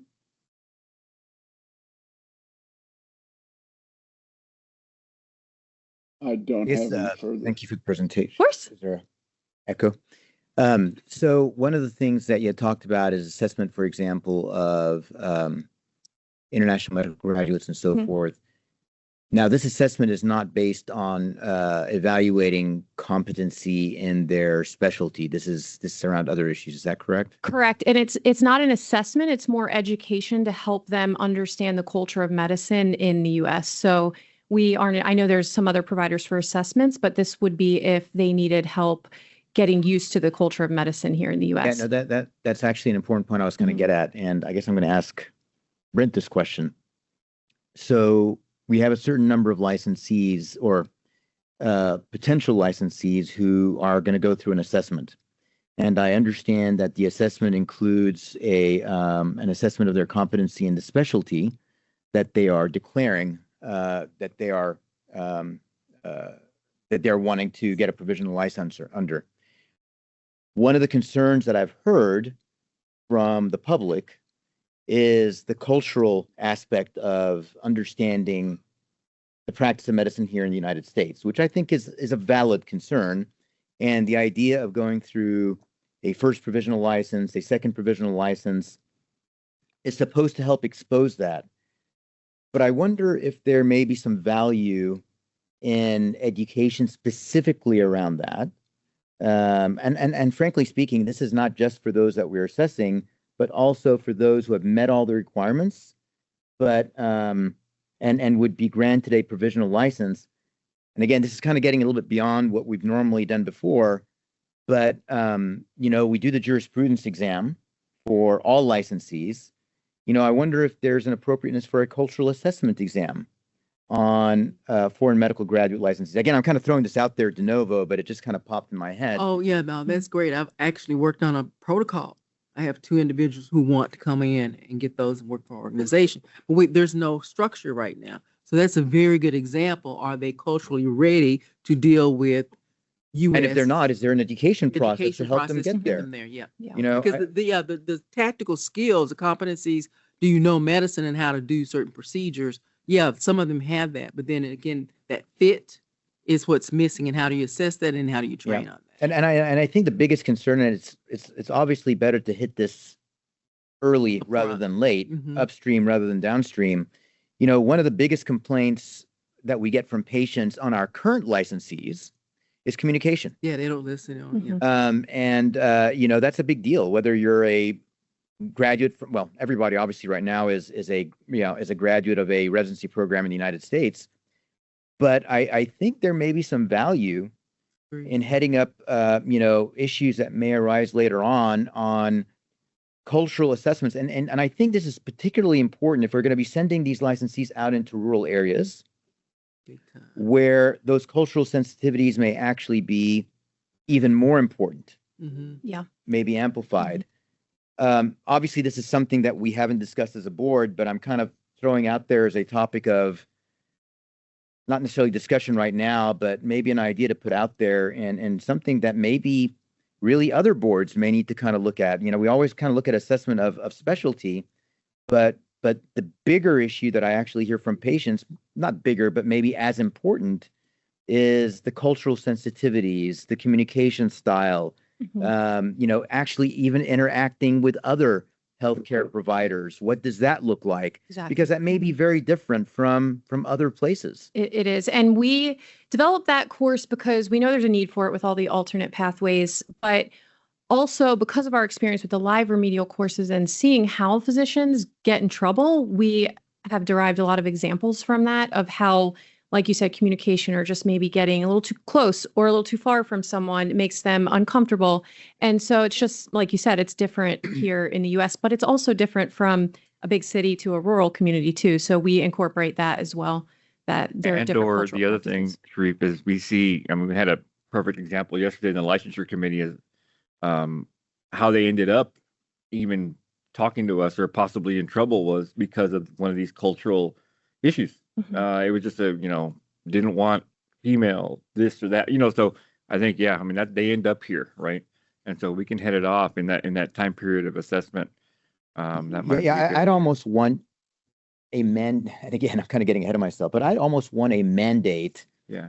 to have an assessment and based on the feedback of what gaps need to be addressed, to have those gaps addressed by the appropriate amount of education. Now, somebody may come in and, you know, be superstars and that could be, you know, that could be evaluated and you'd have an assessment on that.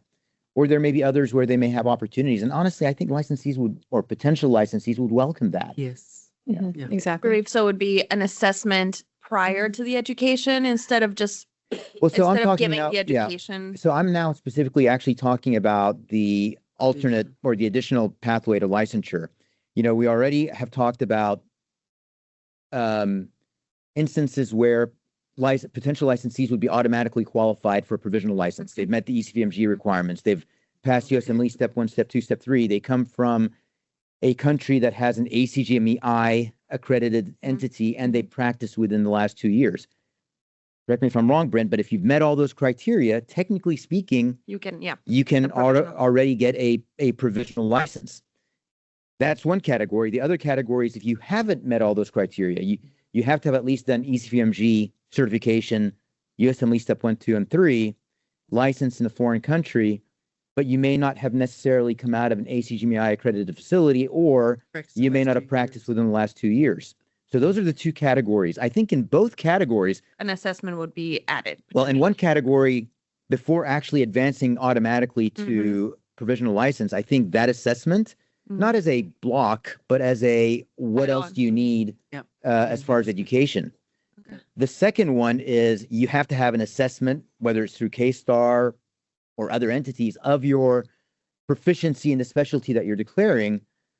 We can figure out, do you do this after or before, but you can't proceed on to potentially getting the provisional license unless you pass that assessment. Then the Right. question is, okay, you pass that assessment. Now you go to this step. Okay, before we give you the provisional license, you have to pass this. The education course. Well, not the education, the assessment. The assessment, for but- cultural sensitivity or whatever that might be, or proficiency. But if they fail it, well, that's where the education that's thing what the comes in. education- Then, okay, then so they it'd be could a say, well, this is what they two-step. need, okay. and they would How to have to do remediate that. And that, yeah. yeah, Yeah. But could it not be, sorry, I just went, because my question is not, should we just ask for the education, not regardless of an assessment? Well, I think regardless, you have to have an assessment of where the gaps are.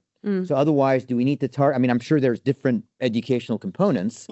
So do they need everything versus do they need the $695 Or do the they need $3,000, $3,000? Right, okay. I'm just kind of Yeah, putting it. I think hitting it off beforehand would either help them be successful when they finally get there, and or keep them out of trouble and keep them out of here. Yeah. Exactly. You know, And I've it's a real seen, problem. we've working with a couple states that are considering a few different options. One would be an assessment first, and then if they don't do well in the assessment, then take this education. We've seen ones that are considering just having it required of every single one, just as a preventative, just to acculturate them.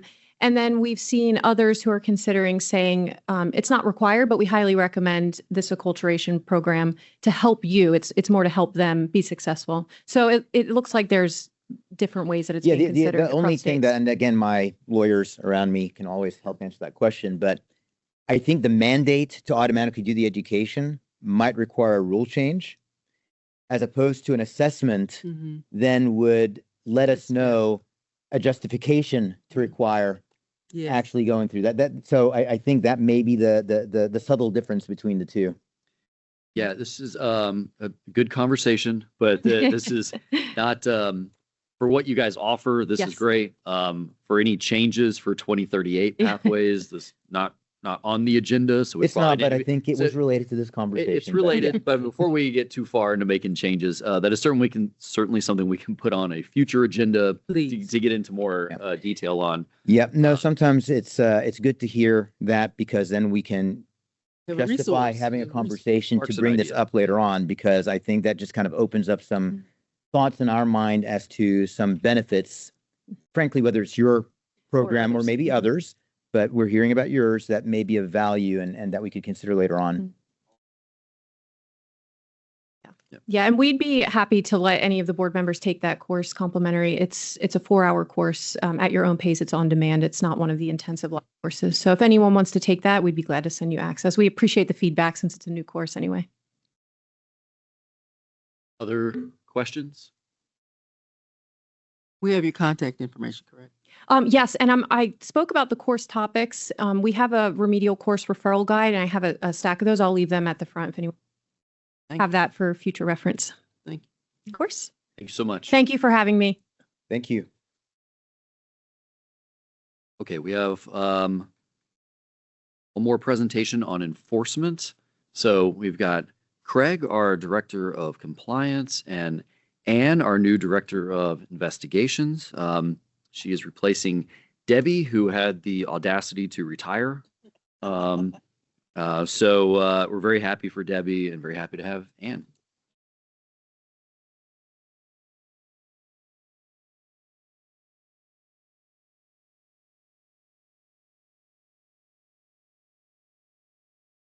Good morning, everyone. My name is Ann Rauch, and I'm the Director of Investigations. This morning, I would like to give you all a brief description about the activities and the structure of our department. Our Investigations Department is responsible for all activities that occur from the receipt of a complaint and through the conclusion of the investigation. Our department also includes administrative staff that assist with multiple tasks in all stages of the process, including activities that occur after the conclusion of the investigation. Our department consists of 3 sections: pre-investigations, investigations, and post-investigations. Our pre-investigation section is responsible for all activities that occur before a formal investigation is filed. We have 2 complaint analysts and administrative staff who review and process the over 9,000 annual complaints as they are received by the agency. This section also includes 3 physician complaint reviewers and 1 attorney complaint reviewer who conduct preliminary investigations of complaints. The physician reviewers are responsible for evaluating cases with standard of care complaints, and the attorney complaint reviewer evaluates non-standard of care complaints, such as impairment, boundary violations, and disciplinary action taken against licensees. During the preliminary investigation, the reviewers reach out to the licensee who is the subject of the complaint, and sometimes also to the complainant, for information that is used in making a determination about whether a complaint needs additional investigation. They have 45 days to complete the preliminary investigation. Additionally, our pre-investigation section includes 2 attorneys and a legal assistant who follow a staff delegated process for resolving certain complaints involving minor violations or obvious violations of the Medical Practice Act via warning letters, remedial plans, or consent orders. They also draft voluntary surrender orders. Our investigation section includes all activities from the time a formal complaint is filed through the completion of the investigation. Cases determined to require a formal investigation are assigned to an investigator, and we currently have 18 investigators, 4 program specialists, and 4 supervisors in this section. The investigators review complaints, formulate an investigative plan to resolve the issues, collect, analyze, and organize evidence, work with experts in standard of care cases, and write reports supporting the findings. The investigators have 180 days to complete their investigation, but some may take longer under certain statutory exemptions. The supervisors assist the investigators, answer case questions, review their work, and monitor performance daily. While the bigger portion of what we do in this section is investigate complaints, we also conduct office-based anesthesia and pain management clinic inspections. We work on special projects like the top 50 prescribers of hydrocodone and clinical alerts, and conduct audits related to registered and unregistered pain management clinics. Our post-investigation section is responsible for activities that occur after the conclusion of an investigation, to include processing of appeals, preparing for board meetings, processing board dismissal letters, processing ratified orders to send to compliance, and assisting in the QA process for cases going to hearings and DPRC legal dismissals. Our department is fortunate to have our supervisor of pre and post investigations and 9 administrative support staff. These dedicated staff members are vital to the efficient functioning of the 3 sections of the investigations department. Additionally, they provide administrative support for the legal department and the compliance department. Thank you for your time this morning. I'm happy to answer any questions that you all may have. So the OBA settings where you are investigating, have you seen different types of structures out there that are newer, kind of pushing a different type of style of doing office-based anesthesia? Any changes or differences? We have always seen a lot of different setups within those clinics. A lot of the clinics will have either anesthesiologists or CRNAs come in, either bringing their own equipment or using the equipment there at the clinic to conduct the procedures. But we also have always seen quite a few clinics where the physician will have staff that he employs to assist during the procedures. And in those instances, is your oversight a little bit different as to the level of proficiency of the physician who is delegating to a staff member there? The oversight, I mean, I recall a case recently where I think there was delegation to an RN, and there was a sentinel event because there was a failure to recognize a person who was non-responsive. So I'm just wondering, what are the differences between when you might have an anesthesiologist or CRNA there versus the practitioner who's doing the procedure delegating to a staff member and responsible to oversee the level of sedation that's going on at the same time? Are there differences, or is it about the same? Well, the inspection process would essentially be the same. You know, we're always going in there to make sure that the registrant is following all the board rules that are in place related to office-based anesthesia. But when we see situations like that, we do ask additional questions. You know, we're always looking for the license information, ACLS and BLS or PALS information for anybody that's assisting within the procedure. We ask more questions about what everybody's individual responsibilities are. You know, who's preparing the medication, who's administering the medication, who's the one who's actually monitoring the patient during the procedure. We ask very specific questions about the post-recovery situation as well, so that we can document all of that information and pass it along. Okay. And one last question from me.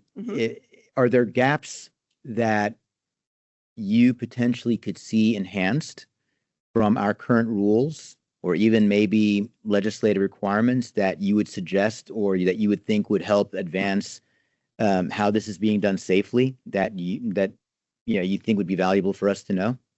I know there have been specific concerns about the level of education and licensure for the people assisting the physicians during the procedure.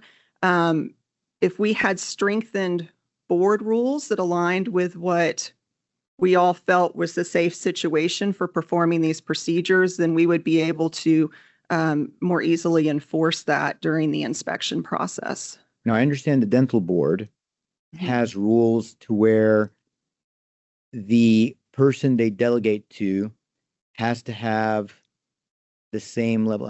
Correct me if I'm wrong, guys, where, the dentist performing the procedure has to have a level of certification for sedation, level 4 being the highest, whether it's, general anesthesia or what have you. And they can only delegate up to the level of what they are proficient in. Do we have that in our OBA rules, or is that something that or there's some criteria beyond just ACLS and airway management that you think might be valuable for us to consider? Well, I think if we had specific criteria, possibly based on the type of anesthesia they were providing, and we could do it aligning with our levels of office-based anesthesia that they're registering for, to make sure that in situations where there was a higher and riskier level of anesthesia being used, that we would potentially require an anesthesiologist or a CRNA to be present. Okay, thank you. That's very helpful. All right. Any additional questions? I have one question. Yes, sir. Since I only do Wayland in my office, wide awake local anesthesia only type surgeries, what have you during your inspections? What type of surgical procedures will they be doing in the office? We see quite a few providers that are doing plastic surgery procedures within their office, either with tumescent anesthesia for liposuction procedures, or sometimes a higher level of anesthesia for more of the more complicated procedures. We also do see quite a few dental offices where the provider may be a licensed dentist as well as a physician, and so there's kind of a crossover there. We see some minor gynecological procedures, and then our pain management physicians a lot of times will be doing interventional pain management, and so we see some of those clinics as well. Thank you. Welcome. I had a quick question. Yes, sir. I think your department is kind of the beating heart of the organization. Maybe that's because I'm on the DPRC, so I see a lot of your handiwork.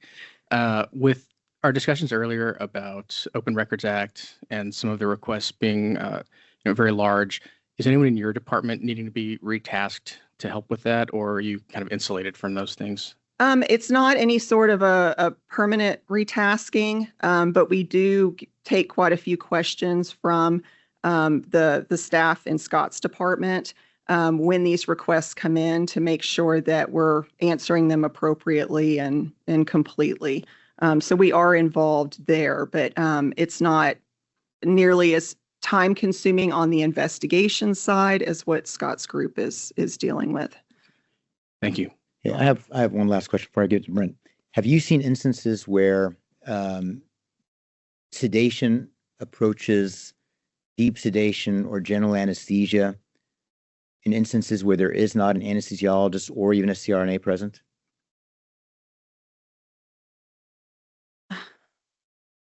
Yes, we have. So anytime we come out of an inspection and we feel like there may be a serious safety issue, we always will bring that to the attention of Mr. Palazzola immediately, so that we can act on that if we feel like our normal process may put the public at risk.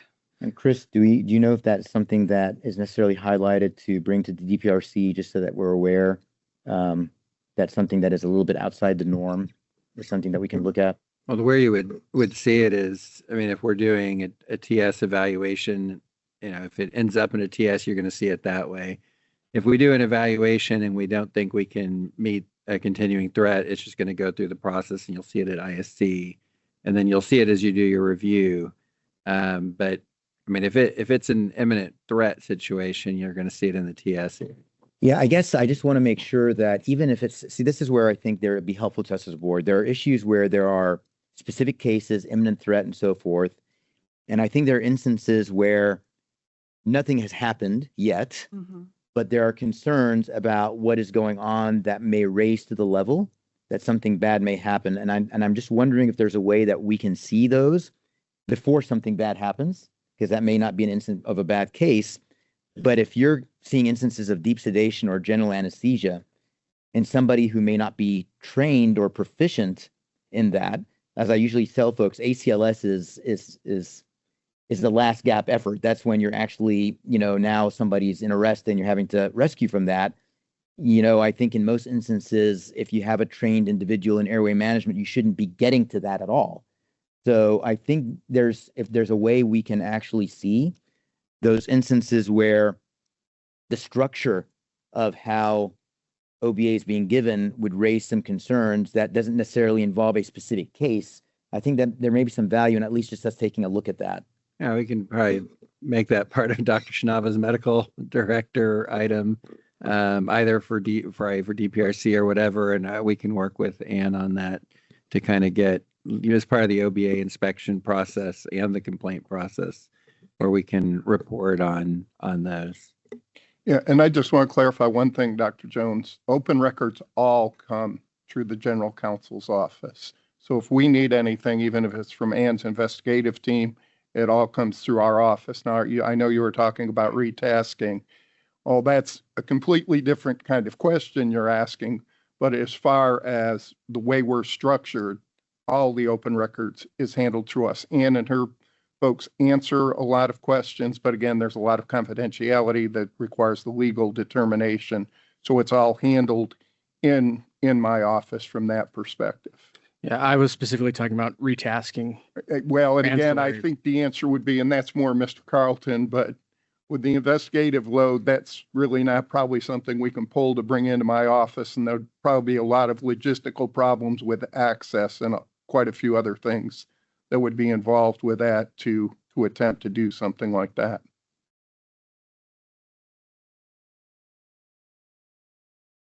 And thank you for your presentation. I especially appreciate it since I'm still the new guy. So are the pain and OBA inspections on a rotating basis? You go in unannounced, I assume? They are announced unless we have received a complaint. In certain situations, they may be unannounced, but for the most part, they are announced. And we do the pain management clinic inspections every 2 years, and office-based anesthesia inspections are every 4 years. Okay. Are there any other inspections that you do? Just those two categories? Just those two categories of inspections. People often ask me, like, does the medical board go around making sure doctors are not doing wrong stuff? And I'm like, no. No, But we're for these complaint two driven. categories, but know what the two categories are. All right. Any other questions for Ann?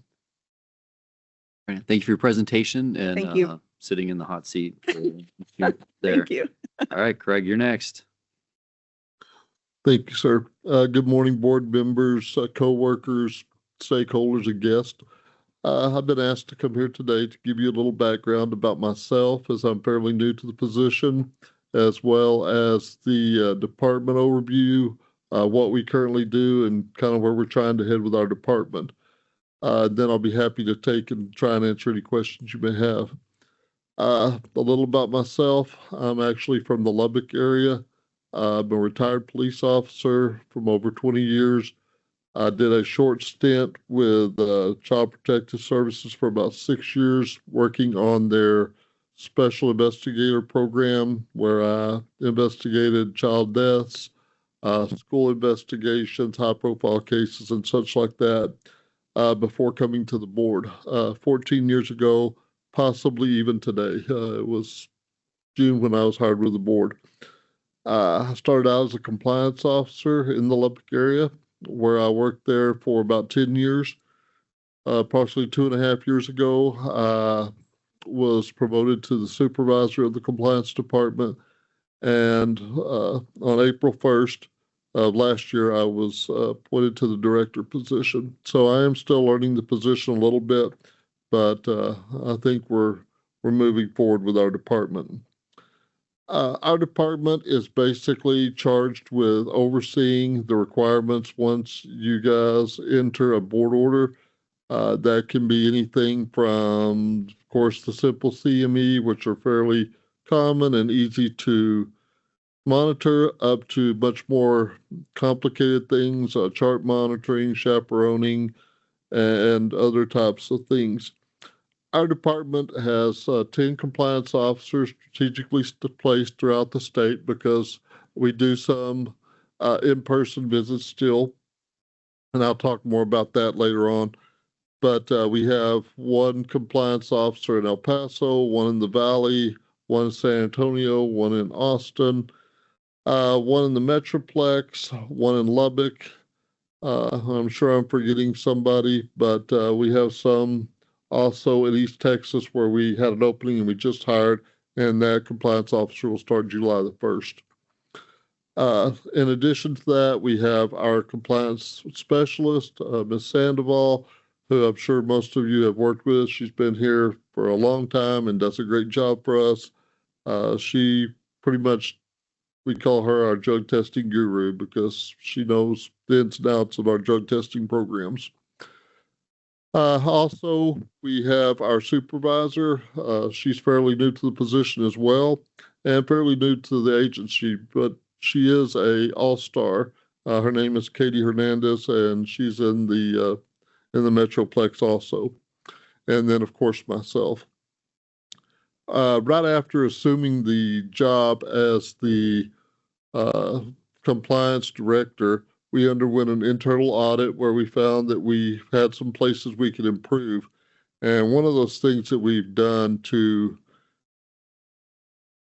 increase our oversight, because that's where a lot of our stuff was we removed the supervisor's caseload. She no longer has a dedicated caseload. If we have a high priority or a high profile case, she sometimes will take those on.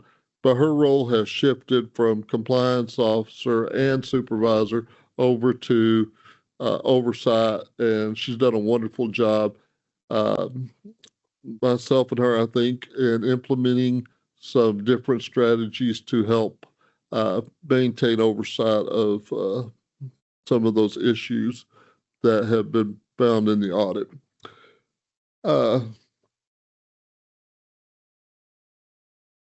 With that, we are looking to eventually try to backfill her position because that left a partial caseload that had to be distributed to other people. So we are looking at that.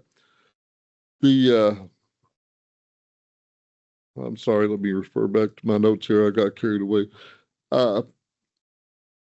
We also have currently 482 actions by the board that we are monitoring.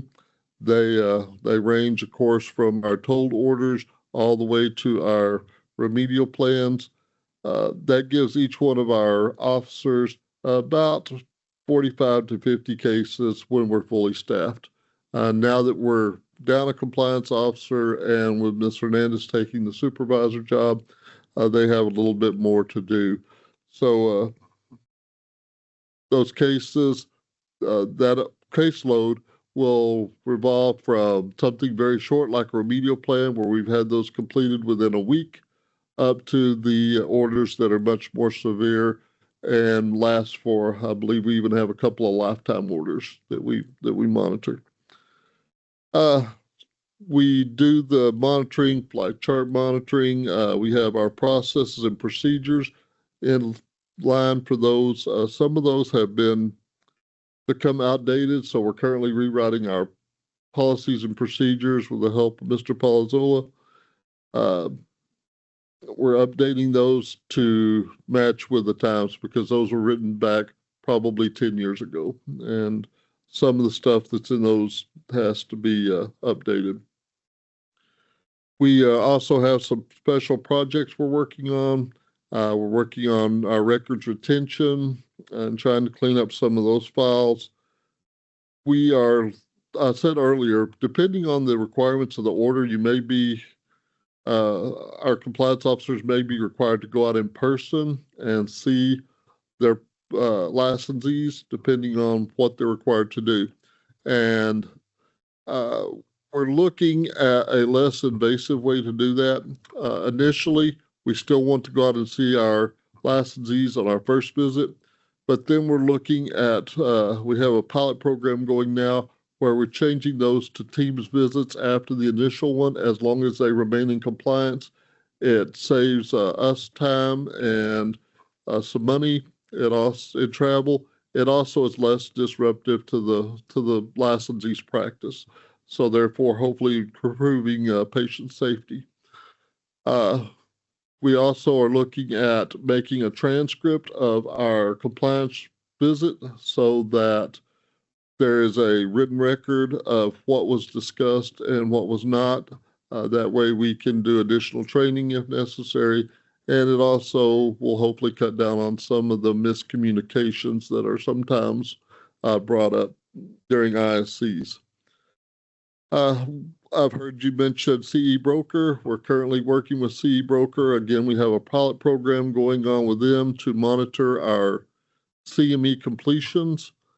In all honesty, it's still a work in progress. They have, as recently as last week, we know that they now have a disciplinary dashboard, which tracks their renewal CME separately from their disciplinary CME, which was one of the concerns we had, that it wasn't getting counted twice for both. So we're still working with that. We hope to have that completely in place by September. Some of the other programs that we're doing is we're now using DocuSign to get our compliance reports signed. It just seems to be a lot more user-friendly. We can tell when they open the item and then when it was signed and when it was returned to us. So there's not this lag where our licensees in the past have said, oh, I'll do that tomorrow, and tomorrow turns into a few more days and then a week, and then we're trying to get our compliance reports back from our licensees.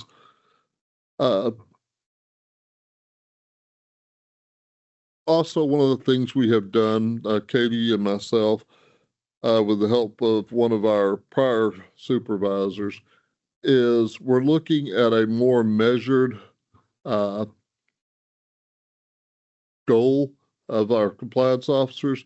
In the past, we tracked our compliance reports as part of our evaluation of our employees. Now we're up the level. We're asking them to maintain a 90% currency on those CRs or the compliance reports, that 10% accounting for the physician being out of town or the physician or the licensee being uncooperative.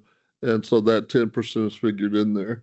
We're also asking them to improve their accuracy on their compliance reports, because in the past that has been something that has caused some issues. That's pretty much what I have, what we do, and where we're trying to go with the department. And our goal is to do the best we can. On a side note, I would like to say that I've worked at several different entities, including police departments, family jobs, and the board has treated me better than any other place I've ever worked. Some of you may know about 8 years ago, I had a family tragedy where I lost my wife and almost 2 of my children and a grandchild in a car accident, and the board stood behind me. And I really appreciate the board and enjoy working here. Thank you for those kind words. It's really appreciated, and thank you for the work that you've been doing for us. I know it's not easy, especially when it comes to that line of work. So we appreciate what you've been doing for us also. Thank you. Thank you, sir. Greg, it almost sounds, as a retired police officer, it almost sounds like you jumped out of the pan and into the fire. I'm not sure that you could call yourself retired at all. Yeah, I'm not so much retired. Yes, sir, for sure. I do have a question for you, Craig. Yes, You had ma'am. mentioned some of the lifetime orders that you have follow-ups on. Can you elaborate more on those and talk about some of those scenarios? And is lifetime truly lifetime, or is it 10 years, 20 years, or as long as the physician has a license? Yes, ma'am. Those are in effect as long as the physician is licensed in the state. I believe we have 2 of those that I can remember, and I think both of those are lifetime chart monitoring. I know one of our physicians he still practices, but he doesn't see patients any longer. So we monitor him to make sure that he does not return to clinical practice. The other one, he doesn't work at all. He's basically retired.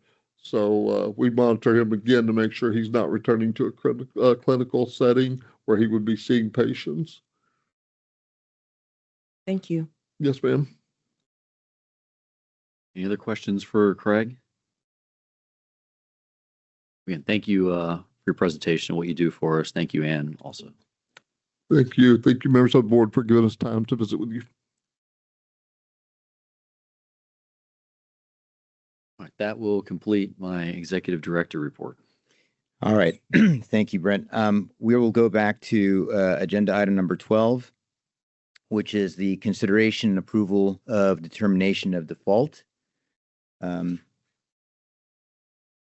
Get staff situated here.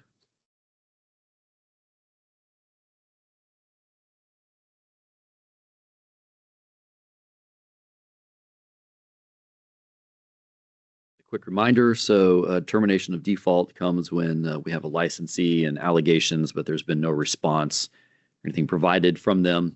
And so in this case, this has gone all the way through SOA with default.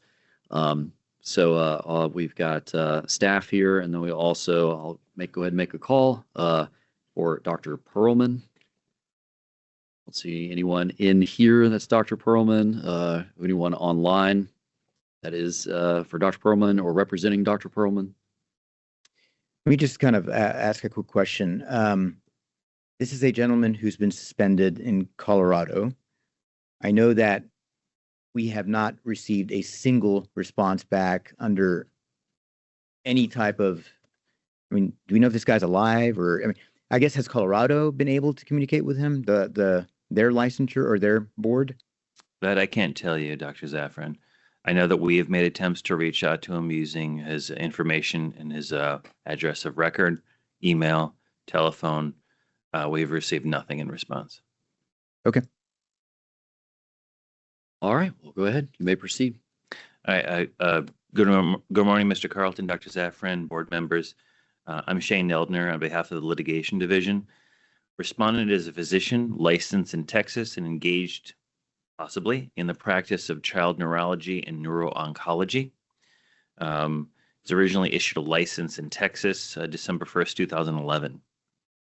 He also has a suspended medical license in Colorado, as we just heard. In September of 2024, the Colorado Medical Board issued an order requiring the respondent to schedule an appointment and sign releases with the Colorado Physicians Health Program, the Colorado equivalent of Texas PHP. This order was based on a complaint that respondent had a health condition that could potentially impair his ability to practice medicine.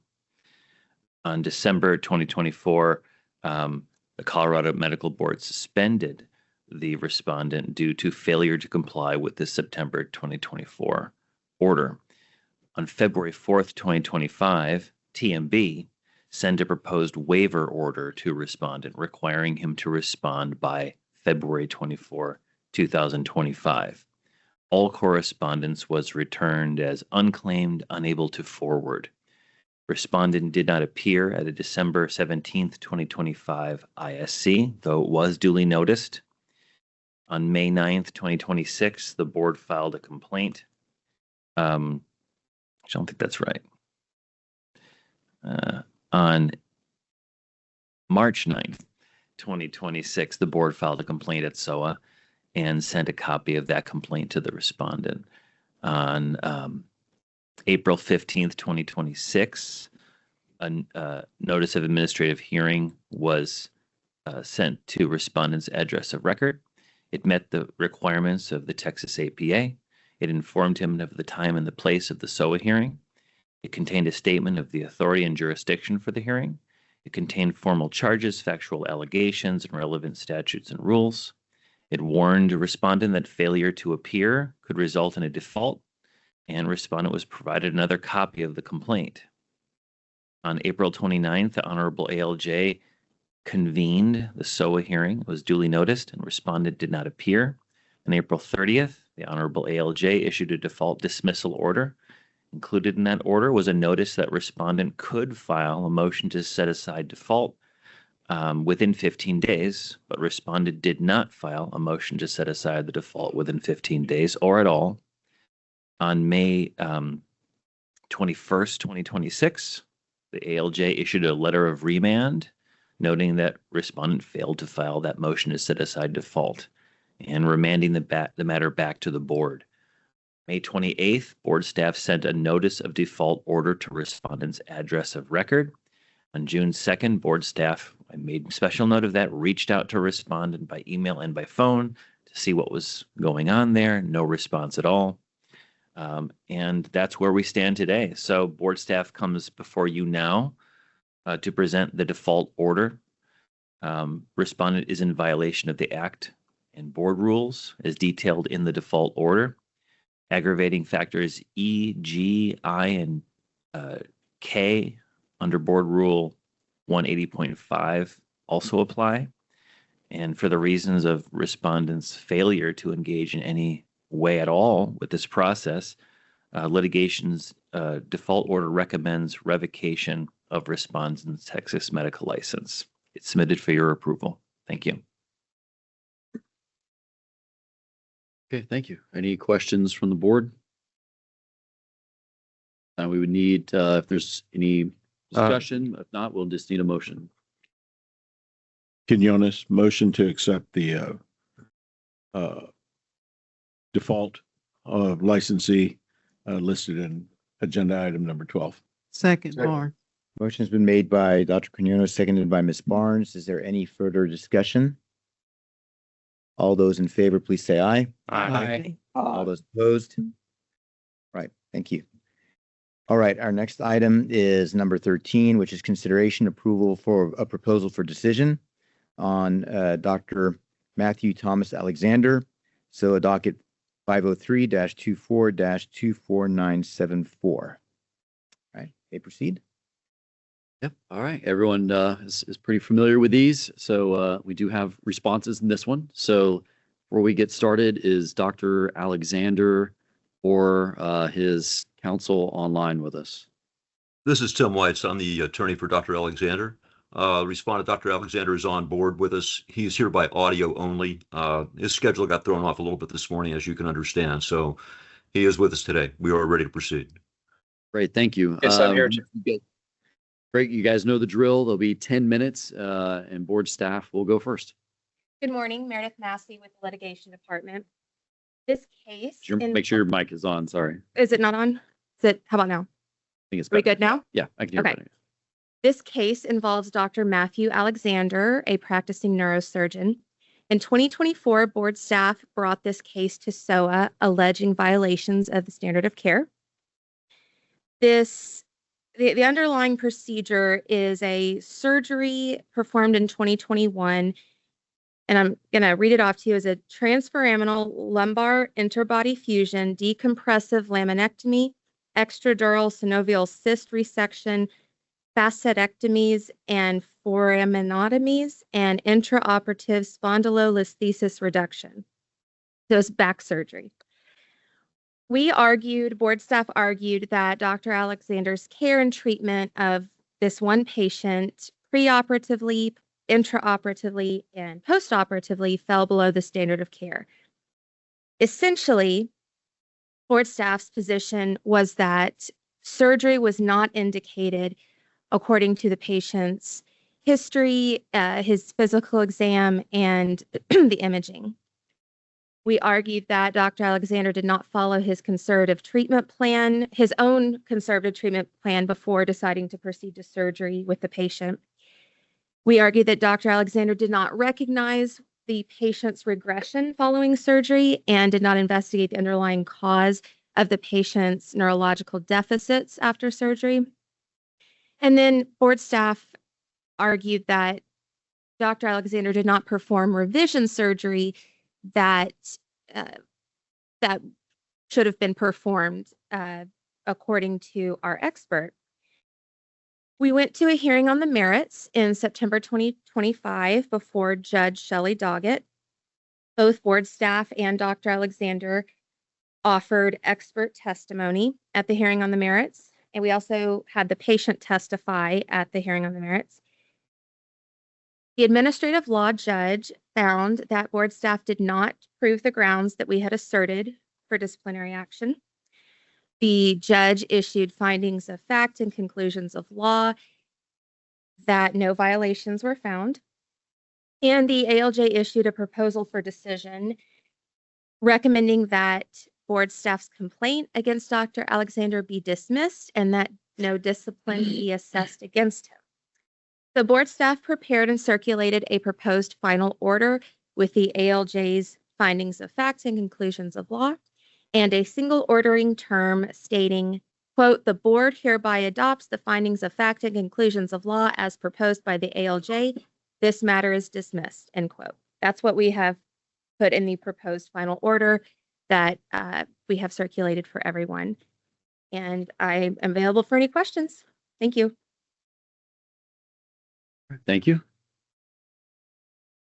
All right, sir, you may proceed. Thank you, Mr. President, members of the board.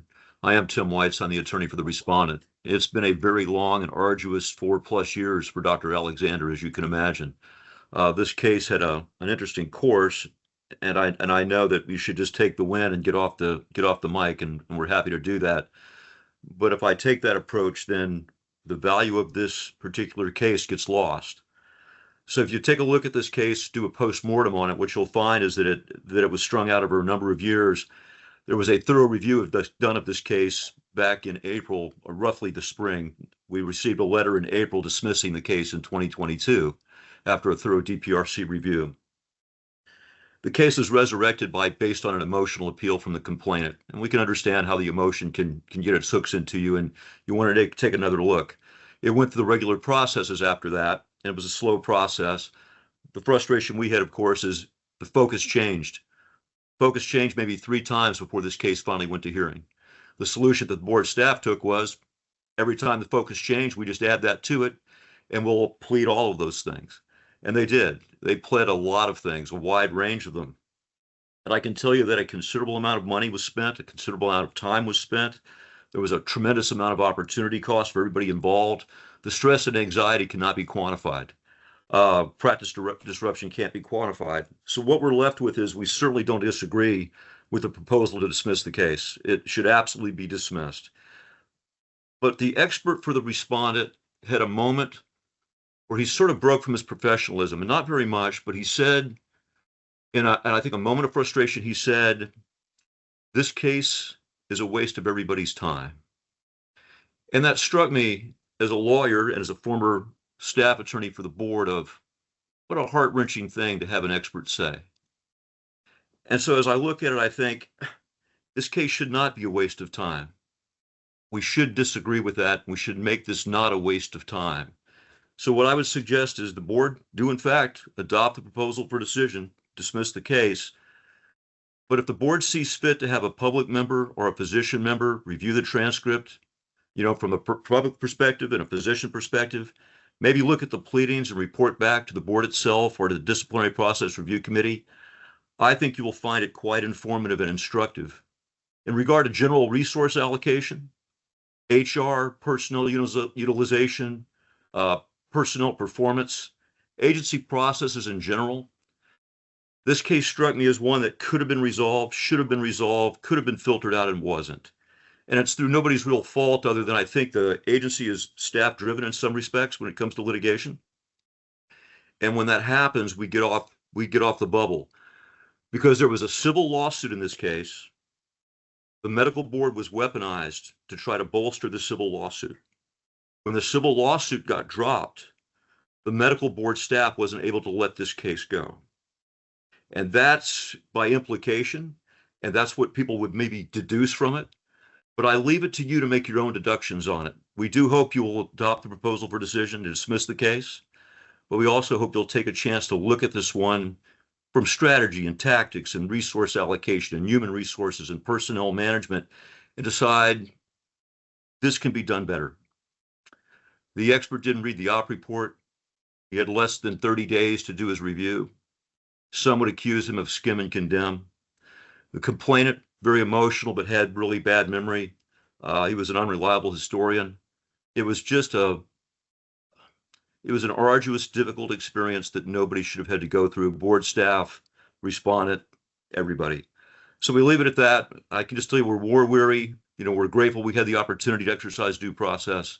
We're grateful that it came out favorably for Dr. Alexander. We're grateful that the decision was perfection is not the standard. Good faith, being within the realm of reasonableness, a reasonable and prudent position. And we'll leave it at that. And thank you again for your time today. Thank you for your comments. Any further comments? Board staff would just say that we did not prosecute this case in bad faith or to waste anyone's time.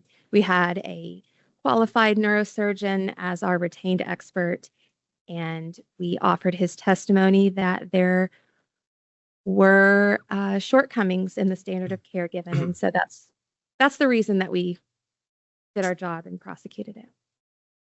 Thank you. All right. So with that, you've heard both sides. Now before us is a proposal for decision, recommendations and findings of fact and conclusions of law from our administrative law judge, which, as all of you know, is not something that we can change or should change. So with that, is there any other questions from the board members? Just a comment. I hope that this was a learning experience for the respondent and for the board. At any point when we go through this, we should be some learnings from this, so we do things much better on both parties. I think that, anything in retrospect is always easy to kind of make judgments on. I don't remember in the past 9 years, I can probably count on one hand how many times findings were found actually against us. So I understand that this is a long and arduous process. And I also understand that it is hard to, make judgments in retrospect, especially when a patient feels like they've been wronged. It's something that you've got to at least make sure that the patient has or felt that that they were heard. And in going through the process, it may feel like it's long and arduous, and I think we as a board are always very sensitive to that. But again, I would just emphasize what our mission statement is. Our mission statement is to protect the public, and that is our first and top duty. The process is not always perfect, but that is our charge. So anyway, with that, are there any further questions from the board members? With that, are there any, first of all, recusals from any members of the board? Is there a motion from anyone from the board? I'll make a motion to accept the proposal for decision as found by the ALJ to dismiss this case. Second, Farmer. Hold on. You're not adopting the PFD. You're adopting the board staff's final order that includes the findings of fact and conclusions of law of the administrative law judge with a dismissal. Correct, Dr. Bhatia? Yes. Yeah. Thank you, Dr. Bhatia. Second that. Seconded by Ms. Barnes. Is there any further discussion? All those in favor, please say aye. Aye. All those opposed? All right, motion's adopted. Thank you.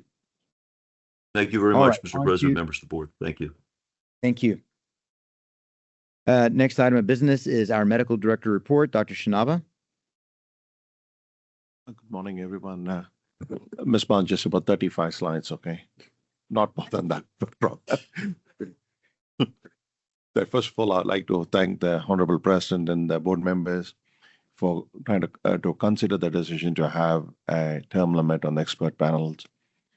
This will open up positions and an opportunity for more licensees in the state of Texas to participate in the board process. Thank you, sir. Thank you, everybody on the board. And I would like to thank Mr. Palazzola, Ms. Sarah, she's not here today, and also Dr. Deloach, who have helped us get more expert panelists on the board. Thank you very, very much. I do appreciate it. And we have Mr. Craig Depositor at the back and Ms. Androuch.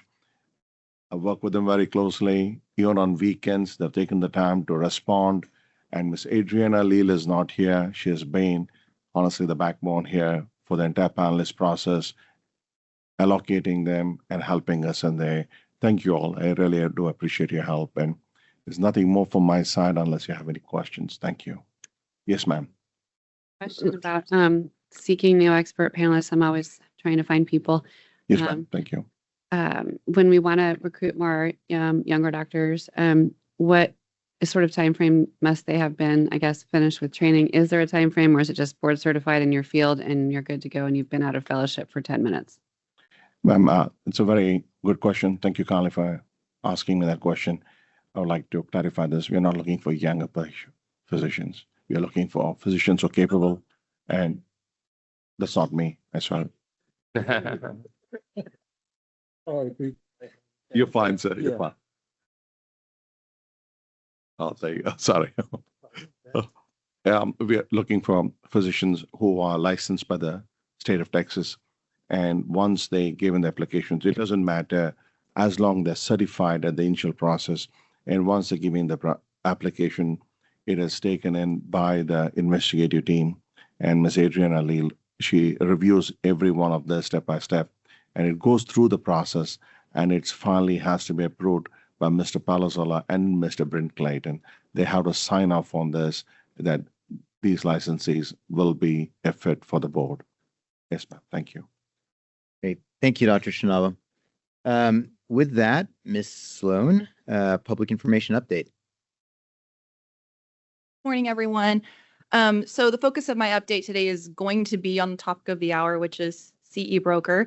And that requirement. So there is a brief report from our partners at CE Broker. Propellus is the parent company name, in the agenda item in your Laserfiche folders. If you want to take a look at that, it's just providing a little bit of data on kind of where we're at, where we've been from their perspective and what they're doing on their end. During my March update, I provided you guys with some insights on our planned outreach efforts. Those outreach efforts are in full swing at this point. Mr. Carlton mentioned we already hosted one webinar that was last month. It was directed at the physician population. It was the largest number of webinar registrants that CE Broker has ever had for a webinar event that they've ever hosted in all the states that they've been in. So that was great. Ultimately, about 3,200 licensees were logged in and attended, or someone on behalf of a licensee. The webinars. The goal of the webinars is to help licensees learn how to navigate the platform.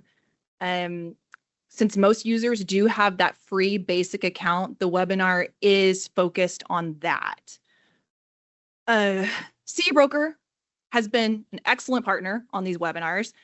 We've been encouraging folks who sign up for the webinars to submit questions to us in advance so that we can feed those to CE Broker so that they can tailor the presentation to those types of questions. And that's been working out really well. So on top of that, we're also taking Q&A at the end of the demos to provide even more insights. There are more webinars planned. The next one is targeted to our allied health professionals, but any licensee can sign up for any webinar.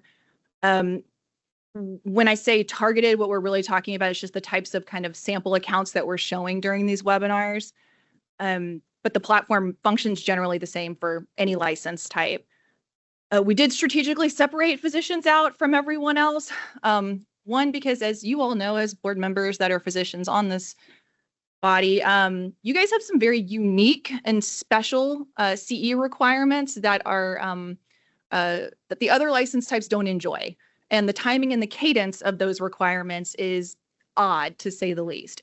So we try to. Did you use the word enjoy? Enjoy. Yeah, you all love CE, right? Anyways, the webinars, we try to highlight those kind of nuanced things like the human trafficking CE or the opioid CE to show people how you report in those specific categories. And again, that's unique to physicians. It doesn't apply to maybe every license type. So that's what we focus on there. The other reason we strategically separated out the physicians was because by doing that, we split our licensee population in half. That's about a 50-50 split. So that we are not being completely overwhelmed with questions from people wanting to register. As you can imagine, the very first email that went out to physicians about the first webinar, it created like an avalanche of inquiries into the agency on this alone. People who were trying to do it and couldn't figure it out, people who were just now learning about it, a whole litany of things. So on that topic, when we announced the first webinar in April, between that time and today, the agency has fielded up to 1,000 inquiries on this topic alone. And we're answering all of them. and we're answering them in a substantive way. And we're generally doing this within a few days of receiving them, if not the same day that we're receiving them, depending on what resources we have available. I would say the most common question is, why do I have to do this?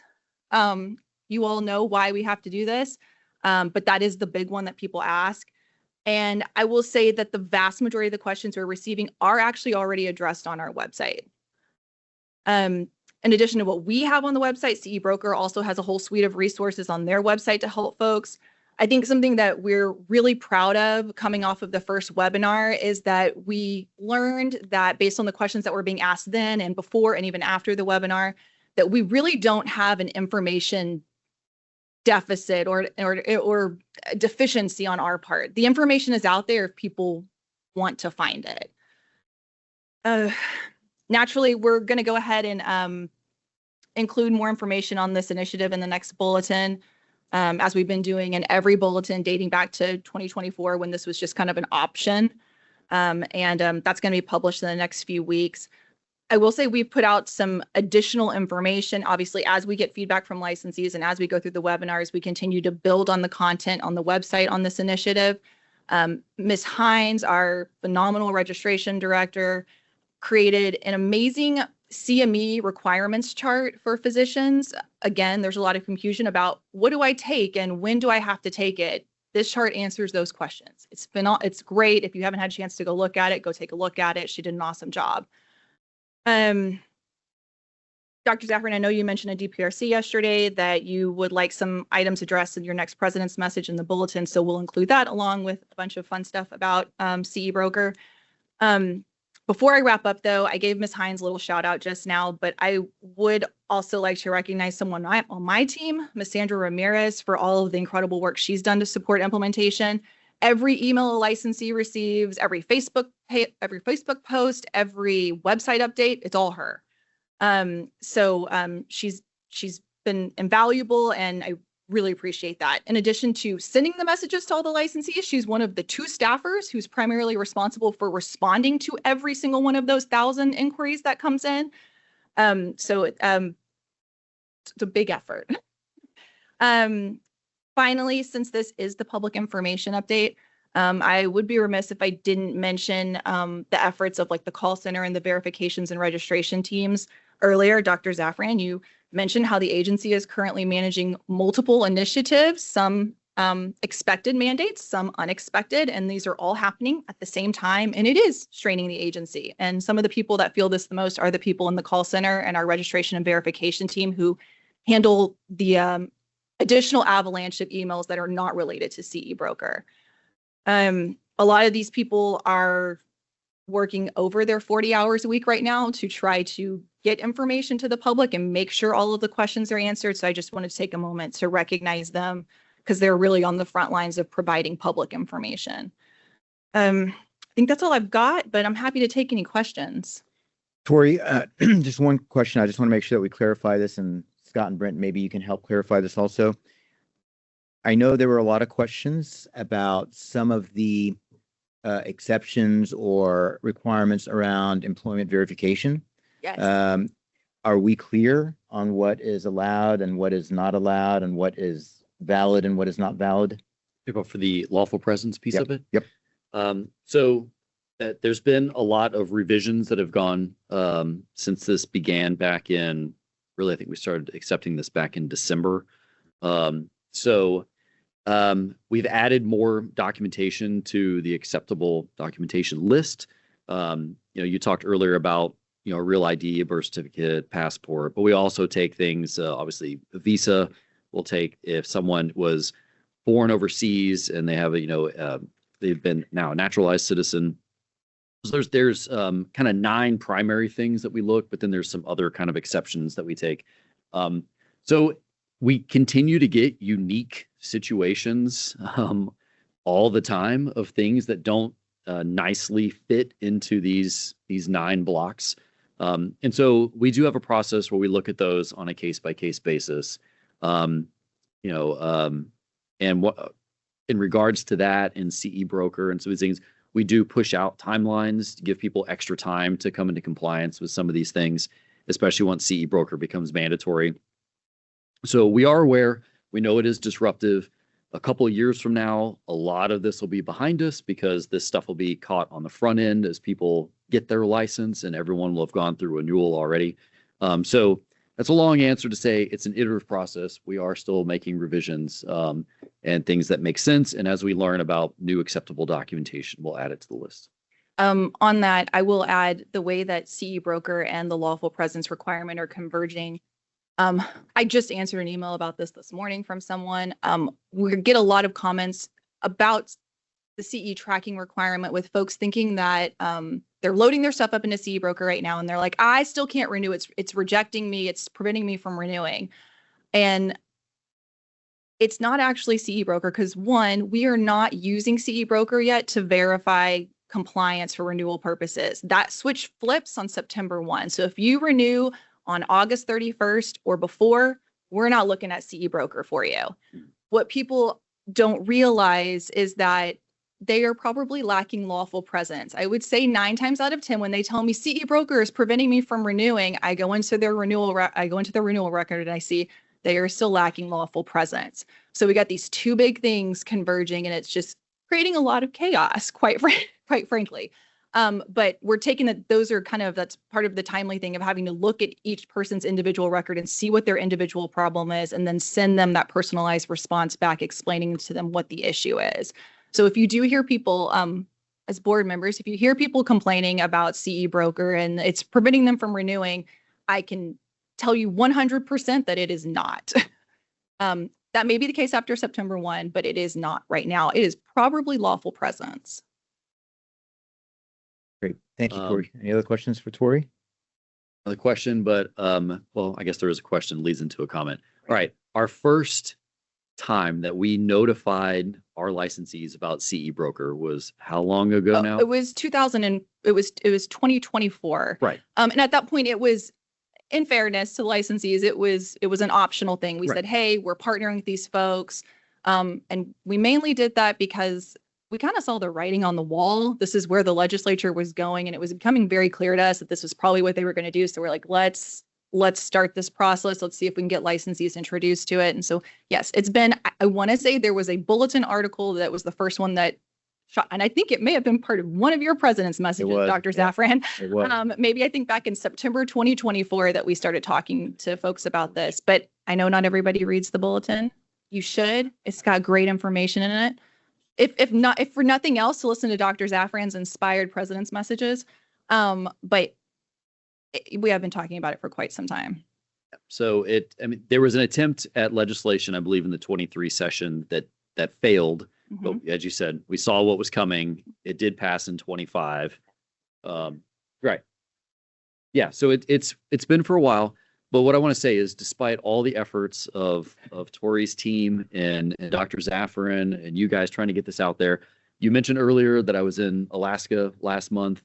The people there didn't know like my background, like who I work for in the civilian side and stuff. And there was a PA from the Central Texas area that was up there working in Alaska in this very rural community where we were. And she would go up there periodically. But when I found out she was a PA in Texas, I just kind of asked, I was like, well, hey, are you looking forward to using CE broker? Just to see what she said. And she said, what's that? And so she had no idea what it was. And so I tried to explain, and then she started asking, well, how do you know about this stuff?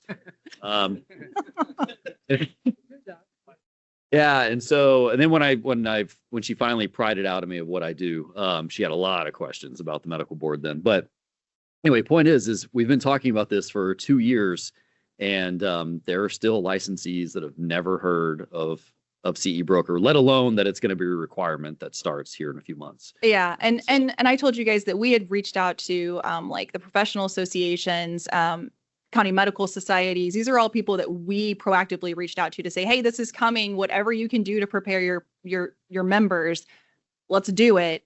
And I will say that TMA has been an excellent partner on this. I feel like I hear from their editorial team probably several times a month asking questions. I know Dr. Zafran, you've been on some of those messages. asking for information on CE Broker. They are constantly writing about it and putting information out to their members. So there are people helping us outside of us. But again, like I said in my last update, I think back in March, we didn't get money to do billboards or television commercials or radio ads. We have what we have. We're using all the resources we can. Inevitably, there's going to be people that don't know about it. Again, this goes out in everyone's renewal notices. And of course, everyone's getting personalized invites to these webinars. So that's another way that they're learning about it. But I mean, I'm guilty of ignoring stuff from, the DMV when they send me my car registration renewal notice. So I get it. We heard back from Matthew McConaughey and Kevin Durant on doing a public service Sadly. announcement for us. Joey, we're going to need some more money. So. Joey. We need a lot more money A for. lot. So seriously, that we don't go through social media to We do social like media. TikTok or whatever. I don't Well, I mean, Dr. Zaffron, if you want to make a TikTok, I mean, Don't get me started on that. we do have a Facebook page and we use that. Yeah. Yeah. Okay. I mean, actually, we do have announcements on Facebook. I hope that all of you have the Texas Medical Board Facebook link actually, favored or saved. The other websites are all typical, or the other social media sites, it's usually me. I hope that changes soon. It'd be nice to have. Don't look at me. But anyway, no, we do try, and I know that we sent out an email to all our licensees a couple of times. So it may have been much worse had we not done this. I mean, we're saying that it's bad and there's a lot of noise, but I think what we may not recognize is that it could have been 10 times worse. 1,000%. Yeah. And in fairness, like I said, the big question is, why do I have to do this? They're not, once they get into it, yes, there may be some complications and there are some frustrations with navigating the platform, as there is with any new technology. But it's mostly people just generally frustrated that they have to do it at all. Yep. Final thing I would just say is that we've worked with CE Broker to make sure that that there is no push that makes the perception that you have to buy the product in order to fulfill the requirements for the medical board. That's probably one of the biggest complaints that I get. And I know that we've talked with CE Broker several times, and they've revamped their website. They have. To make sure that is hopefully clearer. Obviously they don't charge the state, and they don't charge the licensees. That's the only way they really make money is by selling their product. But we wanted to make sure that wasn't an overarching push as people were trying to fulfill their requirements. So I hope and I think that we've kind of gotten a little bit better there. No, definitely have. And that's why during the webinars, they focus specifically on the free account. They kind of only touch on the premium accounts just to show a few features, but the focus is on that. And they've been very cognizant of that. They understand. I know you had many conversations with them. They understand that perception is out there, and they are taking active steps to kind of backing away from that and making sure that that's not in people's faces. Yeah. And our other boards, obviously, they talk about this. We talk about that there. They put out the word as best they can with their associations and their groups, professional groups. So everyone's trying, they're doing their best. And in fairness, final thing for this PA in Alaska, she's going to get to renew before September 1. And so I was like, all right, well, you've got 2 years at most before it comes around for you again. But for the ones that are going to be renewing September 1 and on, they are going to get the as part of their renewal notification that this is a requirement, and their information's going out now to let people know that this is happening. Correct. The first group of people that are going to be hit with this are actually the folks that have a November expiration date. So there's even a little bit of time after September. The September thing comes into play if those folks who had a expiration before September 1 are late. Yeah. If you're late, you don't get grandfathered into not using CE Broker. If you're renewing late, you had your license expires on August 31st, as many physician licenses do. If you're trying to renew on September 1, you're going to be required to have a CE Broker account and have all of your CE loaded into it. All right, great. Thank you so much. Welcome. All right, next item is our report of our physician assistant liaison, Chad Moody. Do we have any report from there? Or? He is on, yeah. Speaking of PAs, so go right into it. Hey, Yes, Moody. thank you. There you are. Yes, sir. I appreciate y'all having me today. I don't have anything to report, but found the board meeting insightful and am interested in reporting back to the PA board about the ethics and boundaries assessment service and also the PBI education. And appreciate y'all's hard work and diligence. Great. Thanks a lot, Chad. All right, next item on the agenda is consideration of possible action regarding pending litigation. Mr. Frischauer. Yes. The pending litigation at this time is all pretty much the standard that I usually report on. Quite a few cases at state district court where primarily doctors are appealing an order that you may have entered after litigation staff has heard the case at SOA. You've issued a favorable final order. They're appealing those. We are winning those all the time, and there's nothing particular on those to report. We have a number of other lawsuits that are ongoing at this time, but again, litigation takes a long, long time, so there's not really anything to report on those, and I will update you as we get any kind of substantive information or movement. The one thing I do want to report on is, and it came in yesterday, and I've shared it with Mr. Carlton and some of my litigation team, and I don't think Mr. Palazzolo, I don't know if I sent it to you, but there was a case that y'all did probably close to a year ago. It was Dr. Guerva. He was running a radiology practice doing mammograms. They were very poor quality. There was a lot of concerns. He was down around the Valley area. There was a lot of concerns over the quality of the films. There was also a lot of concerns over his action as the radiation safety officer. There had been an inspection by the Department of State Health Services, or several inspections, I believe, where the clinic and his duties, he had been found in violation. Litigation staff took it to SOA, and I believe Ms. Swanholm was one of the primary attorneys on that. I may be mistaken, but I'm pretty sure of that.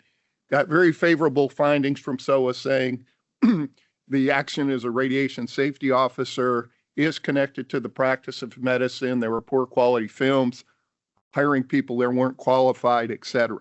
Y'all issued an order that included some limitations on him being able to even own a mammography facility, appealed it to state district court. The board won on a typical substantial evidence review, which means you have more than a mere scintilla of evidence, meaning the court never substitutes their judgment as long as there's at least a little bit in the order and the findings from the court that supports you. He appealed that. One of his primary focuses of the appeal was to argue acting as a radiation safety officer was not connected to the practice of medicine. And in that argument, there was a case several years ago called Aleman, where the courts found that failure to fill out a death certificate and dropping it to paper was not necessarily connected to the practice of medicine. They try to make the same argument here as a radiation safety officer. This went to the 15th Court of Appeals, and we got the decision back yesterday, and the 15th Court of Appeals just basically totally said that argument doesn't work at all. Being a radiation safety officer, taking films, running a mammography clinic, running a radiological clinic, all are connected to the practice of medicine. And what the board did is very well supported, and they affirmed your order. I bring it to you today to let you know the importance of the decision on the connection to the practice of medicine, which is a very, very important finding, because one of the bases that you can discipline a doctor for is violation of state law connected to the practice of medicine.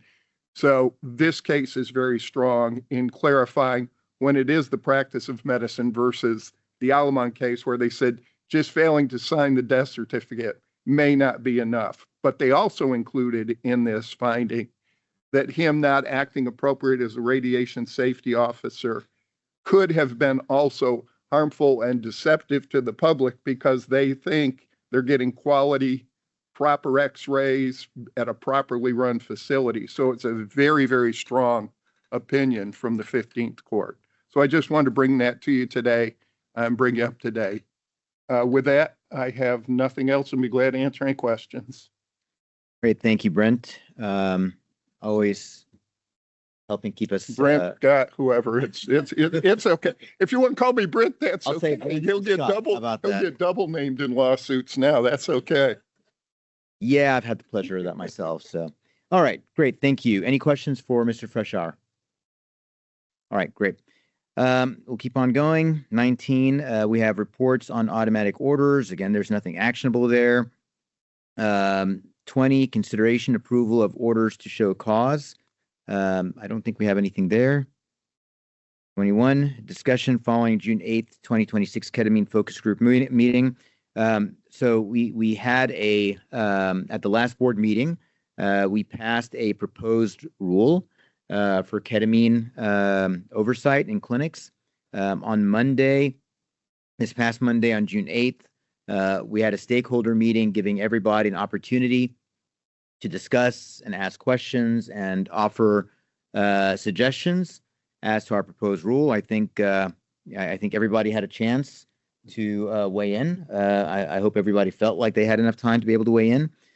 We are going to have a special board meeting later this month. We will let everybody know when that is. It may be on June 25th. It may be on June 29th. We're just there are certain deadlines that we have to be able to meet so that we can get the we can get whatever iteration that we have right now through the appropriate processes to be ready in time for that special board meeting to consider, and then to get that out in time for it to be in the register, and then to have that in time for it to be finally considered at the August board meeting. So there's a lot of timing that we have to consider in there. So please expect some notice from us as to when that might be. And just expect that, like I said, the two dates that are out there are probably June 25th or June 29th is the absolute last day.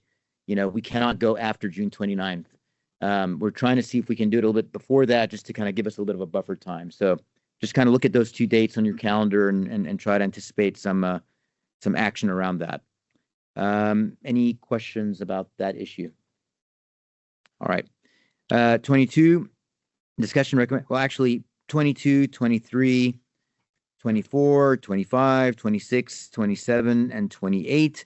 There are no items there. I am going to skip 29 for right now. I know that some folks need to leave soon. So agenda item 30, discussion recommendation, possible action related to personnel matters. Mr. Carlton, anything there? Nothing. All right, none. Now, before you have the consent agenda, you have, and I'm presuming that we're ready for the consent agenda. Okay. So you have two items there that are there, as well as the third item, which is the suggestion, which is the direction to staff around the term limits on the expert panelists. So you have those two agenda items: consideration approval of the March 27, 2026 medical board meeting minutes and action items. Number 2, committee reports and the consideration approval of minutes and action items of committees meeting during the board meeting. And I'm going to add a number 3, which is consideration approval of direction to staff on term limitations for our expert panelists to the term of 6 years. All right. So do I have a motion on that? Quinones, motion to accept the consent agenda as outlined, those 3 items as outlined. Second. Dr. Quinones, motion and seconded. Is there any further discussion on that? I do have a question for you. In addition to talking about the term limits, there was the discussion about additional committees. Do you want us to bring that back to you as for a suggestion in August, or you want us to come up with something to start in August? I think it would be a perfect item on June 25th or 29th for us to maybe adopt for the August board meeting. Okay. Yes, Dr. Schnabel. I did forget to mention one thing. I really want to appreciate Dr. Manny Quinones, who has taken time out of his practice to come out and give us emergency privileges as and when specials are required. Thank you, sir. Thank you, Dr. Quinones. All right, so we have a motion, a second, and discussion on the consent agenda. All those in favor, please say aye. Aye. All those opposed? The motion passes. All right, so what we typically do here is well, first of all, how many people do we think we have who want to give public comment?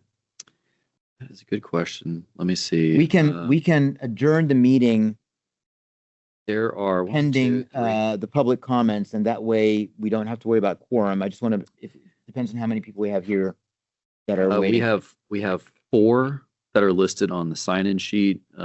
Anybody in the room plan on speaking? I think so, but okay.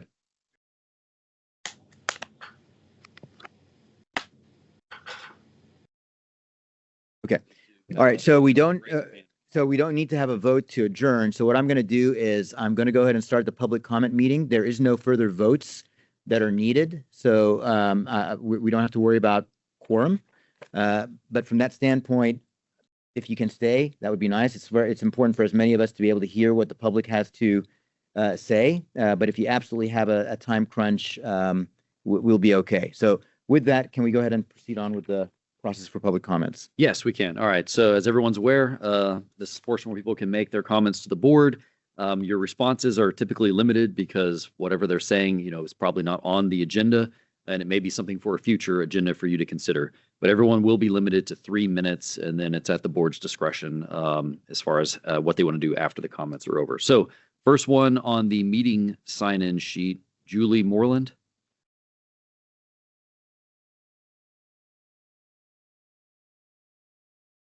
Julie, are you there? All right, I see we'll go down to next one on meeting sign-in is Sudabe Larson.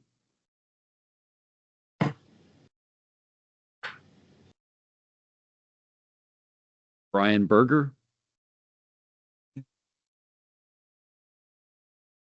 Robert Moreland. All right, we'll keep moving. Let's see. I can't tell here who had their hand up first. Oh, yeah, it's see initials JW. Hi, this is Jolene. Can you hear me? Yes, we can. Awesome. Let me just my notes real quick. I know I have 3 minutes. Here we go.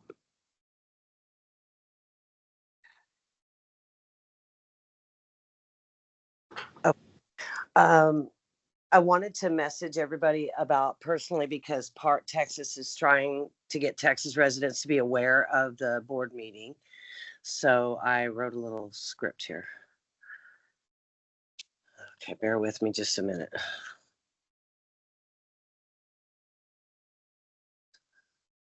Just be sure and speak directly into your microphone and loudly. It's a little bit soft here in the room. Okay, awesome. I will. I'm sorry, I just got. Okay, here we go. Now I just found it. I wrote it on the notes here. Okay, I'll let you just come back to me because I can't find it right now.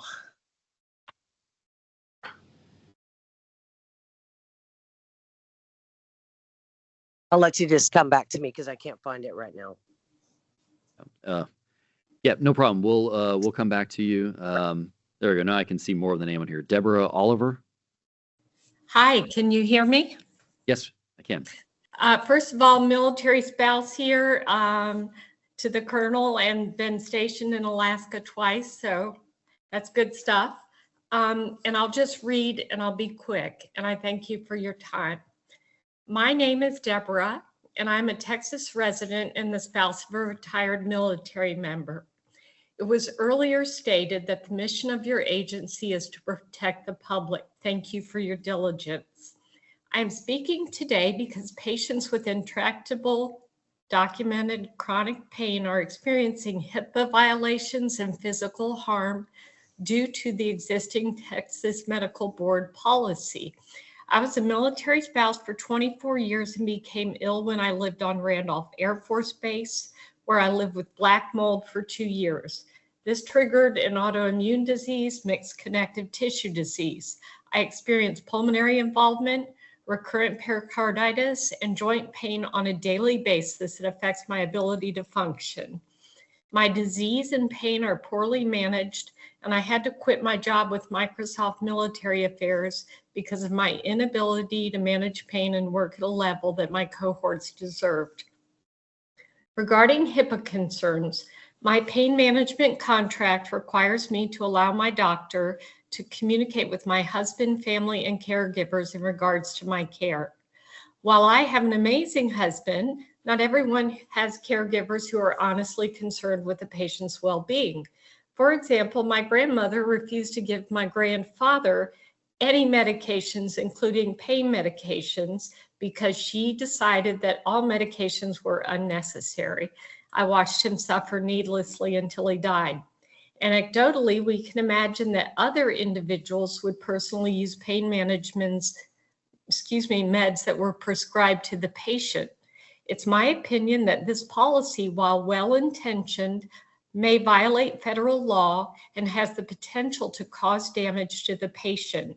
I'm deeply concerned that Texas Medical Board policy is implemented in a way that may supersede federal law. I have been refused care specifically in regards to opiate pain management, even after my heart surgery and during 3 episodes of acute pericarditis, which required hospitalizations and bed rest. I was even denied adequate pain management during one of those hospitalizations. My disease kills patients in this order: pulmonary disease, with fibrosis, heart involvement, and kidney failure. I take a lot of Motrin to manage my heart and my physical pain, just to be able to get out of bed, to function, to go to the store. I have had reduced kidney function, which my rheumatologist indicates is related to my use of NSAIDs. My cardiologist would like for me to reduce my use of NSAIDs because that can have cardiac implications. Unfortunately, existing guidelines don't allow any options for me. I'm forced to choose to potentially damage my kidneys to function at all because a one-size-fits-all approach limits my options. I would greatly appreciate. Yeah, so if we could ask you to kind of wrap up your thought there. Yes, sir. My appeal is that the Texas Medical Board soften some of its postures and policies that extend beyond federal guidelines. And please know that I'm here to help. There are those of us with pain who are not addicts, who are compliant. So put me to work. I'm on the team, but know that it's affecting us. Thank you. Thank you for your comments and for service to you and your husband. We will definitely we'll take a look at that and talk about it as staff on the comments you made. Thank you. Jolene, are you ready?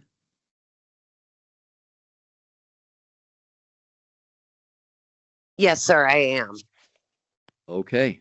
You Can may you hear begin. me? You have 3 minutes. Awesome. I'll be fast.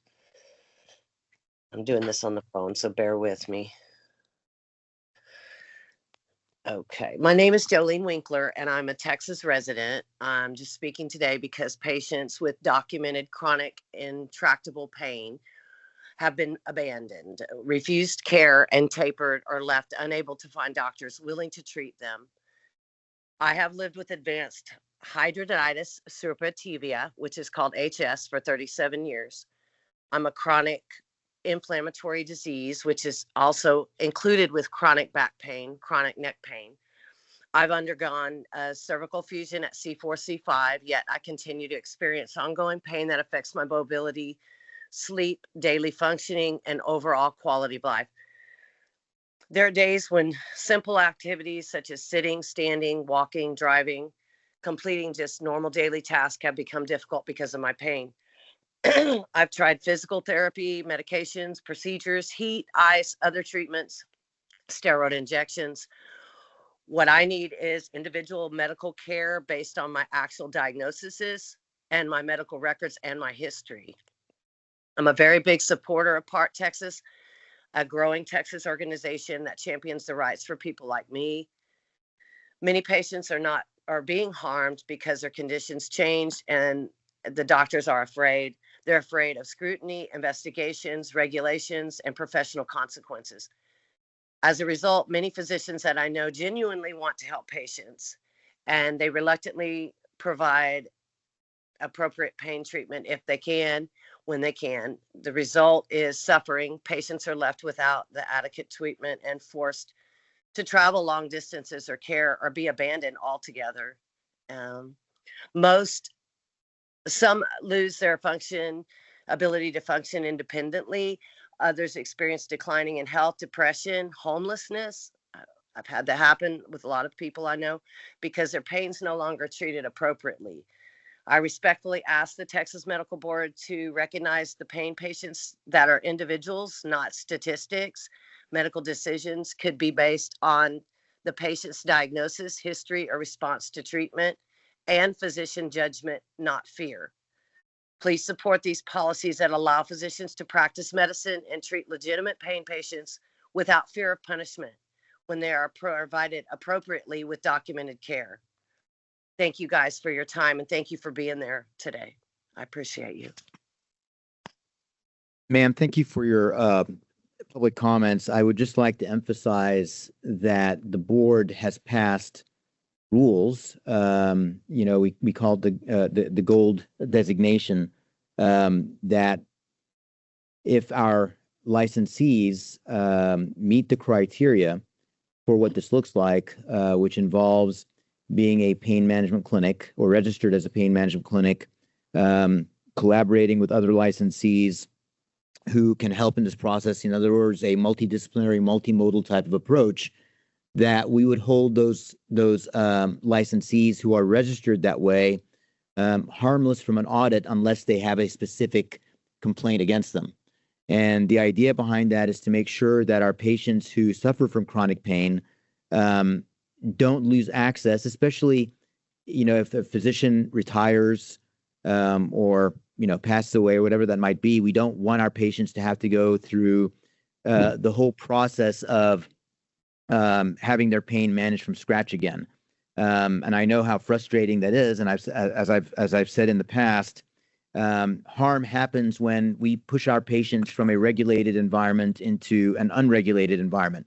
And that is the last thing that we want to do. So to our licensees, that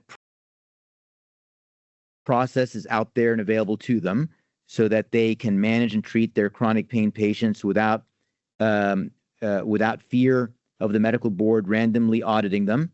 And we have very clearly delineated in our rules defining what acute pain is, what chronic pain is, and what are the specific things that we look for those who are managing chronic pain. And what I can tell you is that if our licensees were to follow those guardrails, then they are safe. There's no random process around it. This is not, oh my gosh, there's going to be a gotcha situation out there. And the reason we do that, again, is we want to make sure that our patients are properly taken care of. Remember that there is a responsibility of oversight that the board does have. So we just don't want that responsibility for oversight to hinder legitimate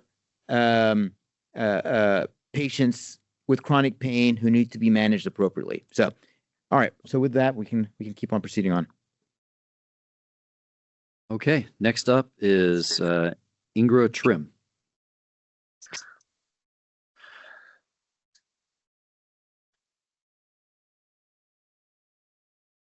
You're still on mute if you're there. Sorry, not. Can you hear me? Yes, we can. Apologize for the echo. Well, now we can't. You can't hear me at all? We can hear you a little better now, but we are getting a little bit of echo through it. If you have somebody else to speak, you can come back to me. I'll grab my headphones so this won't happen. Now we can hear you. Go ahead. Okay. Hi, good morning. My name is Ingrid Trim. I'm a Texas resident and the founder and executive director of PART Texas, which stands for Pain Awareness, Right to Treatment. Our vice president and board member, Melissa McVeigh, is a Texas resident and a registered nurse with a master's degree, and has worked in healthcare for more than 20 years. Melissa intended to speak today, but she was unable to do so as she got called in to a budget meeting. So I am prepared to share her concerns with her permission today. Good morning, and thank you for the opportunity to speak today. My name is Melissa McVeigh. I'm a Texas resident, a registered nurse with a master's degree, and I have worked in healthcare for more than 20 years. I am also the vice president and board member of Park Texas, a 501c4 grassroots advocacy organization dedicated to protecting the patient-provider relationship and ensuring access to medically necessary treatment for Texans living with chronic and intractable pain. First, I want to acknowledge and thank the Texas Medical Board for its commitment to protecting the public and ensuring safe medical practice across our state. My request today is not to weaken those protections. Rather, is to ensure that patients with legitimate documented medical conditions are not unintentionally harmed by policies and practices driven by fear rather than individualized clinical judgment. I am here today because patients with documented chronic and intractable pain are increasingly being abandoned, involuntary tapered, or denied access to treatment, not because their medical conditions have changed, but because providers are afraid. Across Texas, we hear from patients who have been stable for years on individualized treatment plans, only be told that clinical policies have changed, their physician is no longer comfortable prescribing, or that they must taper despite continued benefit from therapy. Many of these patients live in rural communities where paying specialists are scarce or unavailable. Others rely on Medicaid and have few, if any, alternatives for care.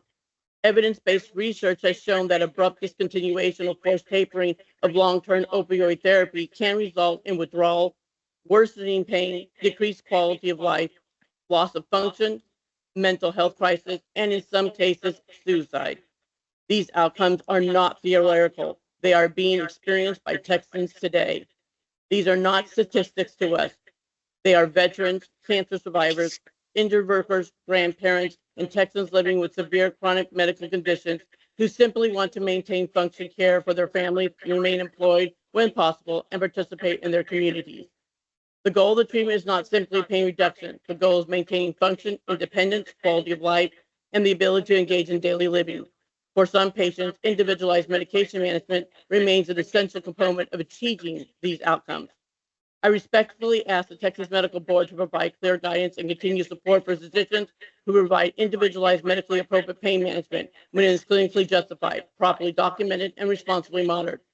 I also ask the board to reaffirm that involuntary tapering should not be considered a standard of care and that physicians should not fear regulatory scrutiny when treating legitimate chronic pain patients in accordance with their professional judgment and accepted standards of care. This is not a request for reckless prescribing. It is a request to protect legitimate patients, support responsible physicians, and preserve the integrity of the doctor-patient relationship. I ask the board to stand with both patients and physicians by reaffirming that responsible individualized care, not fear-based medicine, should guide treatment decisions in Texas. When doctors are empowered to practice medicine and patients are treated as individuals, everyone benefits. Texas patients deserve access to appropriate care, compassion, dignity, and hope, and not abandonment. Thank you for your time and your service and your consideration. And I also, as the founder and executive director of Park Texas, also thank you for your time and consideration of her statements. Thank you for your input. What organization are you part of again? I am the founder and executive director of Park Texas, which stands with Pain Awareness, Right to Treatment. I am also a chronic pain patient myself. Okay, and do you guys represent a group of patients? How does that work? Yes, so we have members that are part of the organization, and we have a board of directors that are the only voting members of the board. And are all your members also chronic pain patients? I'm sorry, repeat that? Are all your members chronic pain patients? Yes. Yeah, we're a 501c4. We're particularly that way, so we're trying to work with legislators on improving better access treatment for chronic pain patients. Okay. How many members do you approximately have? I apologize. I would have to look that up. Last I knew, we're just like I said, we've just recently been an organization for the last 10 months. So I think we have about 50 members right now. But that is not completely accurate. Like I said, I haven't looked at the numbers recently. I just got back from a trip from Washington, D.C., petitioning lawmakers on the federal level. Okay, we will have somebody from our public relations department communicate with you. We are always obviously looking for, stakeholders when we talk about issues around chronic pain, and part of that involves making sure that our patients are also involved in that process. So, being a patient yourself and representing other patients is something that's very helpful and very valuable to us. And, it's something that when the situation arises, we'd like to hear that specific feedback, specific examples and suggestions as to, where and how we can improve things. So thank you for your input. Thank you. I appreciate it. Thank you very much. Look forward to working with you. All right. Any further comments at this time for the board? All right, that'll complete our public comment. I have a All comment. right. I don't think that we're going to be having another in-person meeting this year. That's Joey staring at me. I have I know. I have comments. Sorry? James Chumley, I have comments. Okay. My camera has been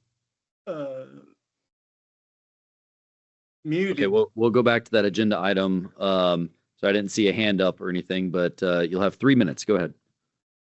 I appreciate it. My name is James Chumley. I'm 65 years old. I live in San Antonio, Texas. I suffer with adhesive arachnoiditis, severe stenosis in my cervical and lumbar spine, dish disease, and osteoarthritis in my spine, shoulders, hips, and knees. From 2002 to 2018, I was receiving appropriate care and treatment. Opioid pain medication has been the only therapy that provides me any relief from my constant intractable pain. The 2016 CDC guidelines have caused major hardship in my life. I am now an abandoned, neglected, and stigmatized intractable pain patient. I have reached out to dozens of doctors for appointments. No doctor will agree to see me for my pain. I am invisible in the eyes of the medical community. I've seen 3 spine surgeons in the past, and all 3 stated my condition is incurable and inoperable. I'm trapped in a body that suffers with severe pain. Many doctors early on, when the guidelines were first introduced, told me I should not have been tapered off my opioid medication. Much harm has come to many pain patients. I cannot function with around-the-clock pain. My condition is well documented with MRI imaging and blood work. Texas has intractable pain laws for patients like myself. Doctors are intimidated and fearful of DEA reprisals. My condition is straightforward. There are no other treatment options available for my condition. I have tried everything. I kindly ask that you please find me a doctor that has the courage to treat me with compassion and respect. I cannot continue with this severe pain. I kindly ask for your help. I have all my medical records and continue whatever you need. I appreciate the opportunity to speak with you today. If there's anything you can do for me in finding me a doctor, I would be forever grateful. Again, thank you for my time. Thank you. I understand and I feel for the suffering and the frustration that you are going through. We can maybe help connect you with some of our colleagues at the Texas Pain Society. That they may be able to help refer you to pain physicians who may be in your area. The CDC guidelines in 2016, beyond that were changed appropriately. And in fact, we actually did look at our physicians who may have been sanctioned based on those CDC guidelines back then and reversed a lot of that based on new guidelines that were presented. I actually happened to be on that federal task force, the interagency task force on pain management that changed a lot of that and made sure that patients were not forced into tapering, that were appropriately managed and treated and so forth. But I know that is easier said than done. And like I said, we're not, we're a regulatory agency. We're not a referral agency, but we do have connections at some of the societies, like I said, the Texas Pain Society that may be able to help you. So anyway, thank you for taking some time to present to us today. I appreciate it. Okay, I think now that will conclude agenda item number 29, which just leaves us with item 31. And I did want to make one quick clarification. In the consent agenda, on the agenda that was posted, it was only for the March items. So I just want to clarify that the April special meeting that we had was not part of that the consent agenda of what you could approve today. We'll add that on to the meeting that we have on the 25th or 29th. Yes, thank you. And as I said, December will be a virtual meeting. I know there was questions about that and beforehand. We will actively communicate to our board when we think our in-person board meeting is next year so that we can let you guys know, be able to prepare for that, make sure that we are able to reserve the place appropriately and all that kind of stuff and communicate that with everyone. With that, please, everyone, enjoy the rest of your summer. Again, be prepared for that June 25th or June 29th date for that special board meeting. And until then, please take care and so safe travels. With that, we'll be adjourned. Well, you need a vote, a motion, a second, and a vote. I'll motion to adjourn.